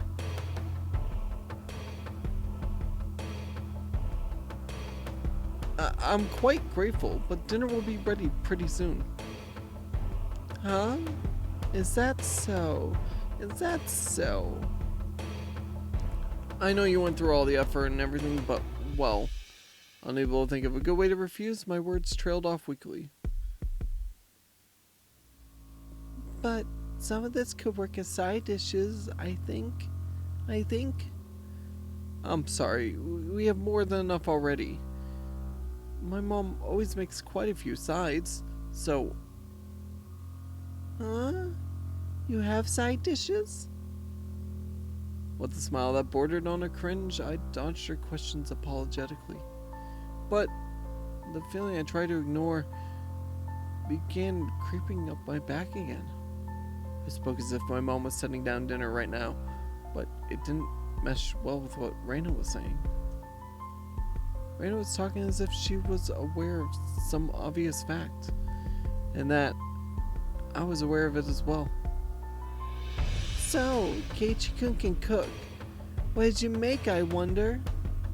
No, well, it's not that Reina had assumed out of nowhere that I made the dishes. No, not so much that I made them, but rather that my mom hadn't. Did you really make them? The side dishes? Did you, Keiichi-kun? It wasn't me who made them. My mom did. No, she's making them. Right now. So you see, I'm sorry, but I can't eat what you brought. Reina fell silent at that moment. At that moment, I felt that the light had suddenly disappeared from her eyes. How about I try guessing what Keiichi-kun's dinner will be? It doesn't matter what I'm going to eat. Let's see. Conversation might appear natural at first glance, but Reina was firmly in control. Felt like I was being interrogated. Your dinner. I wonder, is it something that can be made with just hot water? Hey now, stop with the insults. I can't believe that you belittle my mom's extravagant dinner like that. Take it sold out full capacity already. It's that amazing. I tried my best to put on a strong front, but I couldn't grip my teeth quite right. So instead I looked like someone who was borderline hysterical. But Reina showed no reaction whatsoever, even to that silliness. Keiichi-kun, did your mother really leave you dinner? No, you see, she didn't leave me dinner. She's making it right now. It's almost time for dinner. Reina had taken that assertion of mine, that my mother was home and making dinner right now, and she was completely ignoring it. I could tell that the more I panicked, the colder Reina became. Hey, Keiichi-kun. At that moment, an uncomfortable chill crept in from the gap of the doorway. Is your mom home? I wonder? I couldn't keep up this charade anymore. Reina. She knew full well that my parents weren't home. But I'd come too far to admit that now. Anyway, my parents were here. We'd be having dinner soon. That was the situation I had concocted. So I answered. I told her she was here. She's here, of course. I could feel the humidity drying out from the surrounding air. Raina's eyes were becoming even more frigid, piercing me with their gelid glare. Why? Huh? What do you mean? I tried acting casual, but that facade was thrown off me the instant I looked into Reina's eyes. That looked. It informed me of Reina's response faster than she could open her mouth. Why have you been lying to me? I wonder. I'm not lying. That's a lie, isn't it? It's not a lie. Lies! Reina's outburst sent a jolt surging through my body. Reina and I were still separated by, what, few inches that slightly ajar but still chained door could afford. But despite that, I was still being cornered. My house, which I considered a safe haven until now, had become more like a dark alleyway where no one could save me. Shall I guess your dinner, Keiichi-kun? Let's see. I knew now that Reina had already known that my parents would not be here tonight. But it was still so strange that I had come to this. Even if she somehow knew that my parents weren't home, there's no way she should be able to guess what I'd be eating tonight. But Reina said she'd guess. How could she guess it? How could she know it was instant cup noodles? That's right, isn't it? That I was going to eat. Wait, the cooking repertoire of a man who can't do housework is probably nothing but cup noodles after all. Looking at this statistically, it was the most probable answer. That didn't mean she was guessing. I don't think you'll be full with just noodles. I think having rice and stuff will definitely hit the spot. Calm down, Keiichi, my bro. This was just coincidence. It was just reading certain tells of mine. So, the fact that she was inferring what I was thinking alarmed me. But it wasn't as if she was actually reading my mind. If it was being read, then she was a demon. No, not a demon. Things like that. They couldn't possibly exist. Do you like them? Do you mean noodles? No.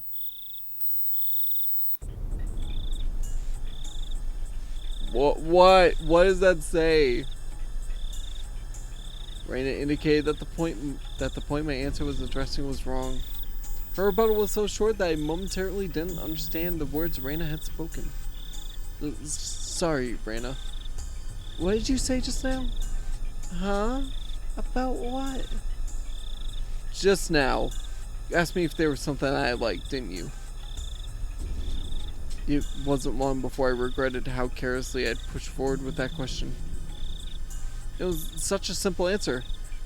That was why I wasn't able to comprehend it.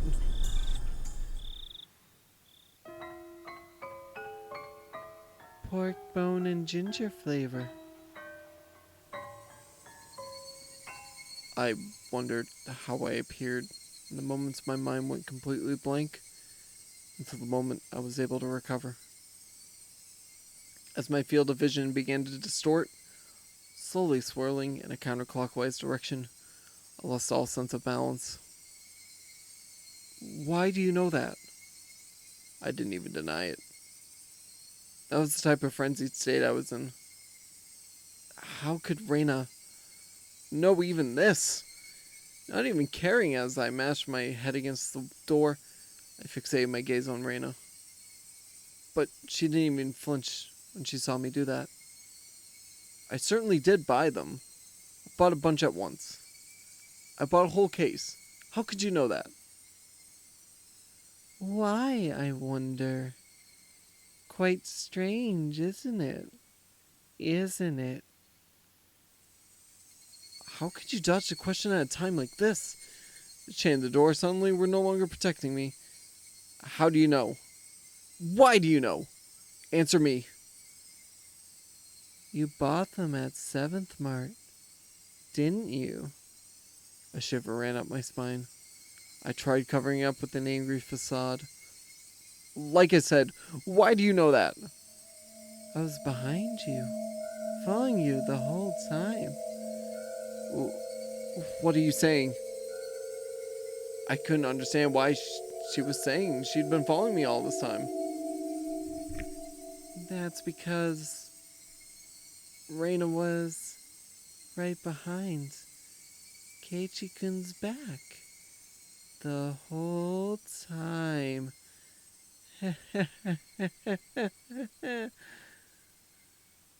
Like that night? That night I was absorbed in my phone conversation with Oishi-san? I didn't even sense her being there. Standing behind the door, behind me, standing there, just like that? When Keiichi was picking out the noodles, I was watching the entire time. You picked out so many different flavors, didn't you? And your mom got angry. If you're going to pick the expensive ones, you should just pick one type, she said. Then Keiichi-kun picked out that big box of pork bone and ginger flavor that he loves so much, didn't he? I like it too. Pork bone noodles. But I can never eat a whole big bowl myself. My brain was paralyzed, dulling my senses. It might have been a defense mechanism to diminish the fear I was feeling to non-traumatizing levels. With the fear being diminished, the fog enveloping my mind was cleared away. Then I could understand what Reina was saying and started to put meaning behind her words. Even so, my fear hadn't subsided completely. It was like I was standing at the edge of a cliff, eyes closed, so I didn't have to look down. It didn't solve any of the basic problems. I slowly took a step backwards. And as I withdrew, Reina advanced. So, Keiichi-kun, can you open this? We can eat dinner together. I'm sure it's going to be delicious, so, okay? Reina's pale, slender fingers squirmed through the crack in the door, one at a time, as if they had a mind of their own, rattling the chain. If she had unlatched the chain from the door, a feeling of terror would have just exploded within me. But Reina didn't do that. She was simply imploring me to remove the chain. She was doing her hardest to light the fuse to the powder keg in my heart, trying again and again. Clatter, clatter. But it doesn't light. It doesn't light. Open up. Keiichi-kun. Please go away. I beg you. Please go away. How can you say something so mean, I wonder? Please, go away. Go away. Go away! The powder keg inside me finally went off. No smoldering. It just exploded. I tackled the door. The force through the door had knocked Reina momentarily off balance. I couldn't hesitate here. I grabbed onto the doorknob with both hands, planted my feet firmly, pulled with all my might. But that slamming sound I so desired didn't happen. I could feel a tiny, disturbing bit of resistance keeping the door from closing. And the source of that was Reina's fingers. Each of those fingers wriggling, squirming around like the tendrils of a carnivorous plant through the crack in the doorway. It hurts. It hurts, Keiichi-kun. It hurts. It wasn't a harsh shriek, but more of a yelp she was trying to keep back. Go away. Go away. Go away. I kept on pulling the door with all my might. I didn't even realize that if I didn't loosen up my pull on the door, at least momentarily, Reina wouldn't be able to pull her fingers out. And that was why the door wasn't closing. It really hurts, Keiichi-kun. I'm sorry if I was messing around too much. I didn't care one bit for her apology, or no matter how much she apologized. It didn't change any of what she had done up until now. It didn't change anything. It hurts. It hurts. I'm sorry. I'm sorry. I'm sorry. Go away. Go away. Go away. Reina couldn't leave even if she wanted to because I trapped her fingers. Reina's white fingers had become deep red and were no longer even squirming. I'm sorry. I'm sorry. I'm sorry. Go away. Go away. Go away. I'm sorry. I'm sorry. I'm sorry. I'm sorry. I'm sorry. Reina's apologies were occasionally twisted with pain, but like a broken record, she was intent on repeating it over and over. Go away. Go away. Go away. Stop it. Stop it. Stop it. Stop it. Stop it. Pull on the door even harder. Finally, Reina's fingers were somehow able to slip out from their imprisonment in the doorway. The moment that happened, their doors closed soundly. I could hear the thud of Reina falling on her butt on the other side. I locked the door immediately. Made a loud clunk, voicing my rejection to Reina. I'm sorry, I'm sorry, I'm sorry, I'm sorry. Keiichi-kun, I'm sorry. Open up, Keiichi-kun. Reina leaned against the door, apologizing profusely, and nothing else. After confirming that I was sufficiently sealed off from her, I trudged away from the entryway. On the other side, I could still hear Reina echoing her apology. I'm sorry, I'm sorry. Those pitiful words, it would be forever seeking my forgiveness. I didn't feel bad about this at all. But that wasn't out of any sort of malice. I felt a sort of hazy sense of relief that I was able to escape from Reina.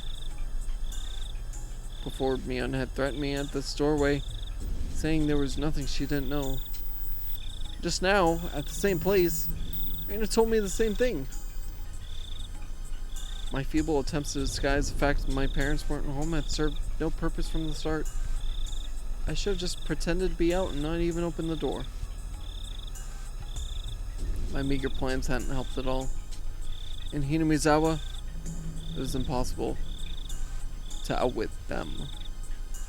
Even though I was on the other side of the door, I wanted to get as far away from Reina as possible. 1 step, 2 steps. With each one, sniveling apologies became more distant. I sprinted up the stairs and dove into my room. As you expect, I was finally no longer able to hear Reina repeating her endless apology. Diving into my bed, I was startled by the hard lump I felt. There was something in my bed? It was the receiver. I finally remembered. I was in the middle of a call with Oishi-san. Looking at the clock, apparently not much time had passed since I went downstairs. Could it be that my clock had run out of batteries? I had talked with Brandon for so long, I had almost no time pass. But with the hand on the clock, it was ticking forward 1 second every second as usual. I had to put the still warm receiver to my ear. Time, which felt frozen, began moving once again. Hello? Oishi-san? Sorry to keep you waiting. No, not at all. I didn't wait that long.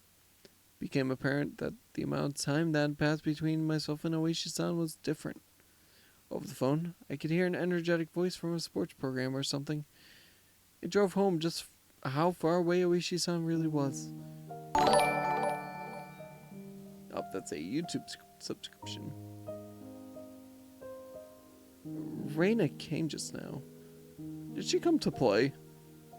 I wasn't confident that I could coherently explain the situation to Oishi-san, but I didn't need to right now. Right now, I needed to know about Reina. That's right. I was planning to ask Oishi-san more about Reina, but Reina's little visit had interrupted the conversation. What was true and what was false? I couldn't tell. The one thing I knew was the single grim reality that Reina was suspicious. I might be able to figure something out if I asked Oishi-san about her. Up until now, I had regretted it whenever I forced myself to ask about things that I was better off not knowing. But looking at it that way, you could say I'd hit rock bottom. There was no possible way I could feel any more regret than I did right now. No. Rather, I wanted to know if there was anything beyond this I would regret more. Forget about tomorrow. It wasn't out of the realm of possibility for something to happen tonight. I wanted to know everything I could. I was absolutely not going to die like this. Not without knowing anything. I definitely won't. Regarding Reina Ryugu-san, I did a bit of digging. Yeah, well, it wasn't much. I understood that Oishi-san was talking in circles. A bit meant I dug so deep it'd be hard to discuss with you since you're her friend. I want to know everything from your research. I don't think you'll be very interested in what I have to say, though. Oishi-san.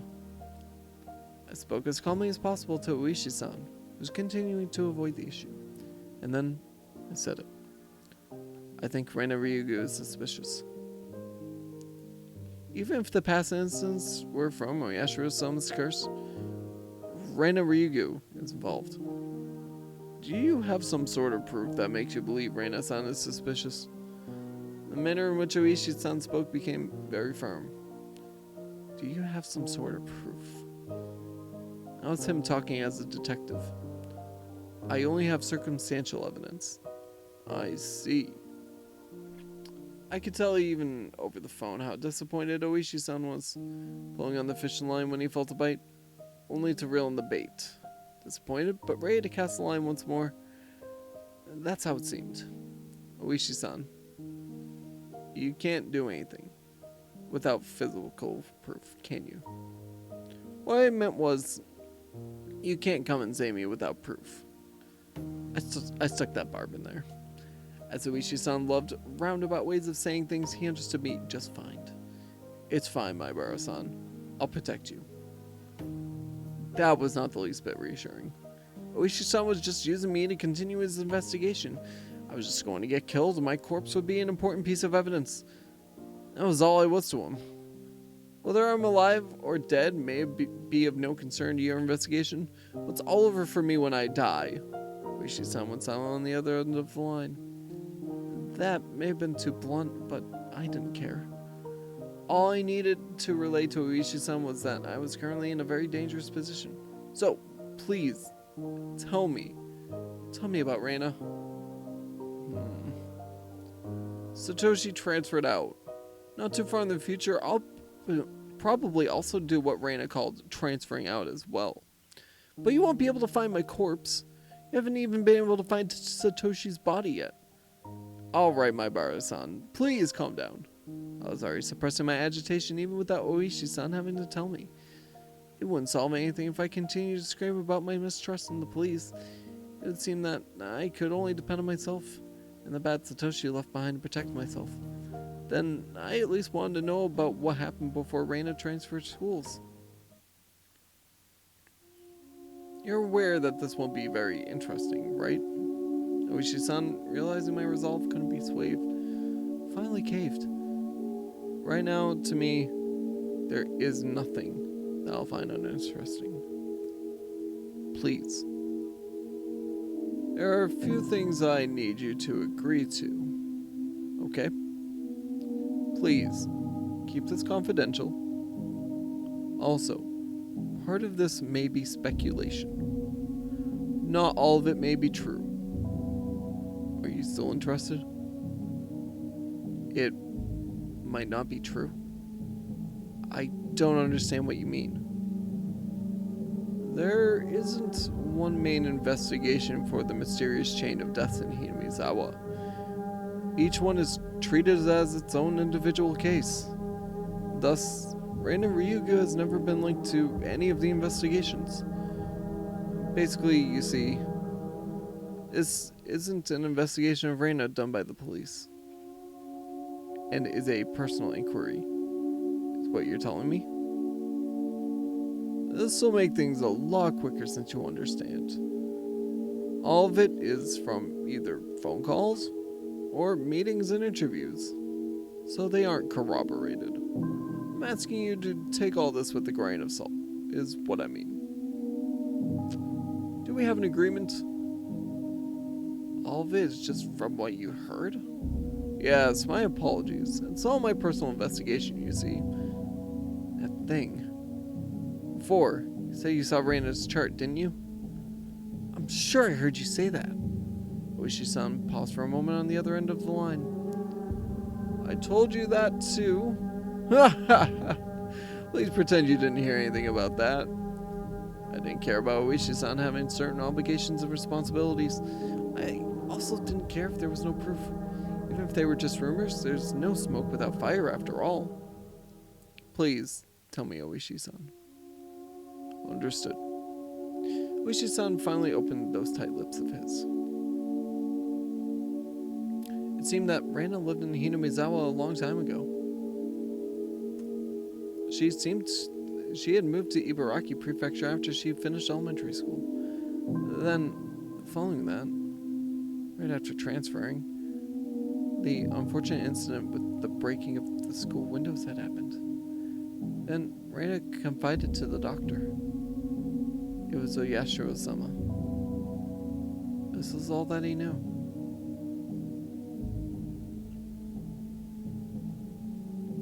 There isn't much difference between what I know and what you know, my Baro-san. Then, what part did you investigate further? I didn't need to ask. It was the incident that happened just after she transferred. The incident Reina was responsible for, and what she divulged to the doctor afterwards. Correct? Yes. After you learned about that, you started suspecting Reina and the others, didn't you? Yes, I did suspect them. So, they're the ones after all. No, that's not what I meant by suspect them. Oishi-san was the type of person to say things with confidence, but these particular words were less than reassuring. Then, who did you suspect? That it was Oyashiro-sama. Huh? That Oyashiro-sama's curse really exists. Yeah, right. Well, hahaha. Oishi-san's laugh was quite dry, certainly not the kind that would make you want to join in. Oishi-san resumed the conversation about the dubious circumstances behind Satoshi's disappearance. course of events up until the start of delving into Reina's past. Just then, there was a thunder in the distance, and a heavy rain started pouring down. It came without warning, and so heavy it felt like it could beat you down. I left the window in my room open a crack to let the heat out.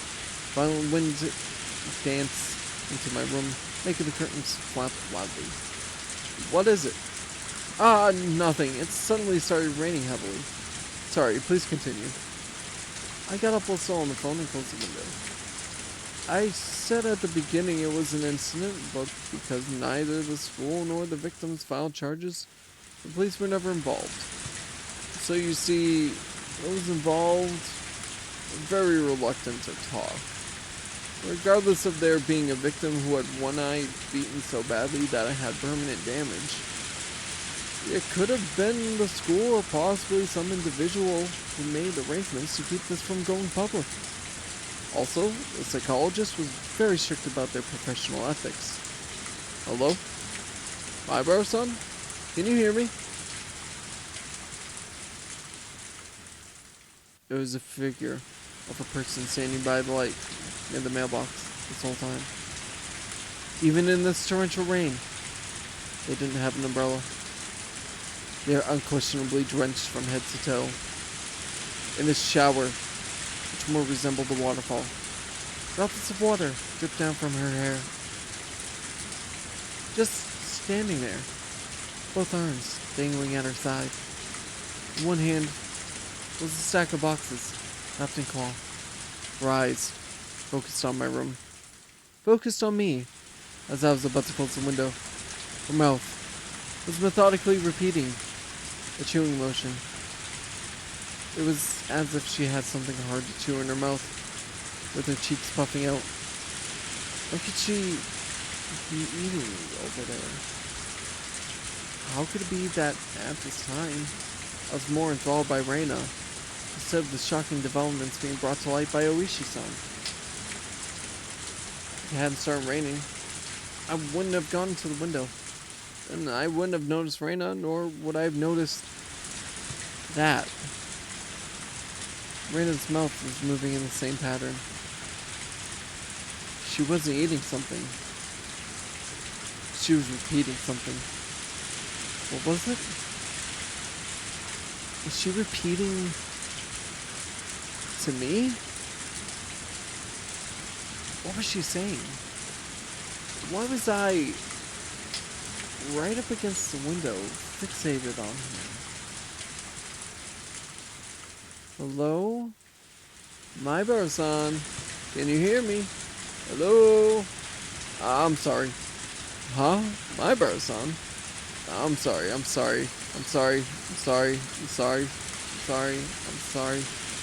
Hello? Maibaro-san? What's the matter? Even in this torrential downpour? Reina was still apologizing. Oh, that was her saying it. The other self inside me drew the curtain hastily with my right hand, blocking my view of the outside. But even doing that, Reina's relentless apologies still reached my ears. I'm sorry.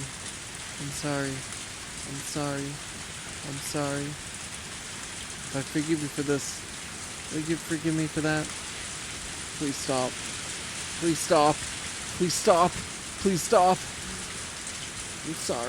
I'm sorry.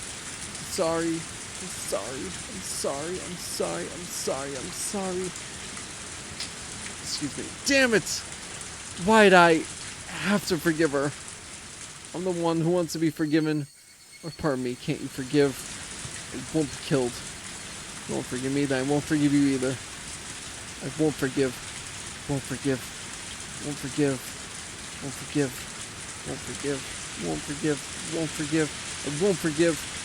Maibaro-san, if you can hear me, then please respond. Hello?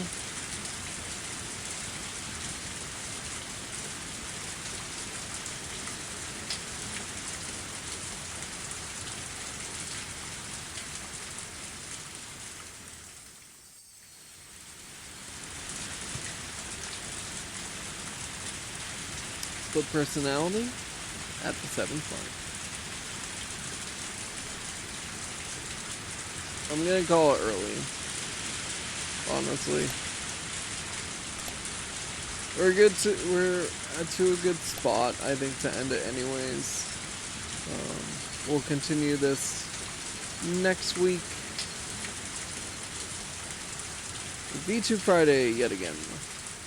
Thank you everybody who came on by, watched, lurked, chatted, supported. Appreciate all you guys. If you guys want to join my Discord, the link is there. I host events exclusive to the Discord on Saturdays. So tomorrow night we're going to have events. We've got Bad Movie Night where we've been watching the Phoenix Wright Ace Attorney dub. Followed by a community game night. I got tabletop sim recently, so it may be that, but depending on who's there, we can always pick something different. If you want to just chill and chat and not play a game, you're more than welcome to do that as well.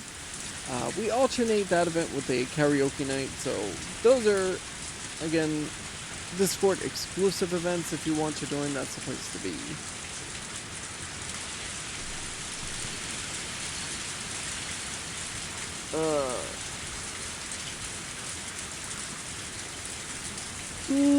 Excuse me, who do we raid is the question. I kinda wanna raid...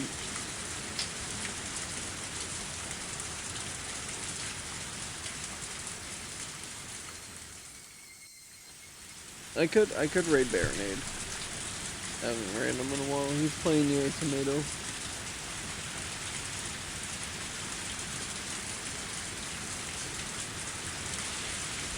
Near a tomato. Near a tomato. Well, I gotta set all this up though. Before I do that. Give me just a moment, guys. I apologize. Did I already rate him this week? I can't remember. I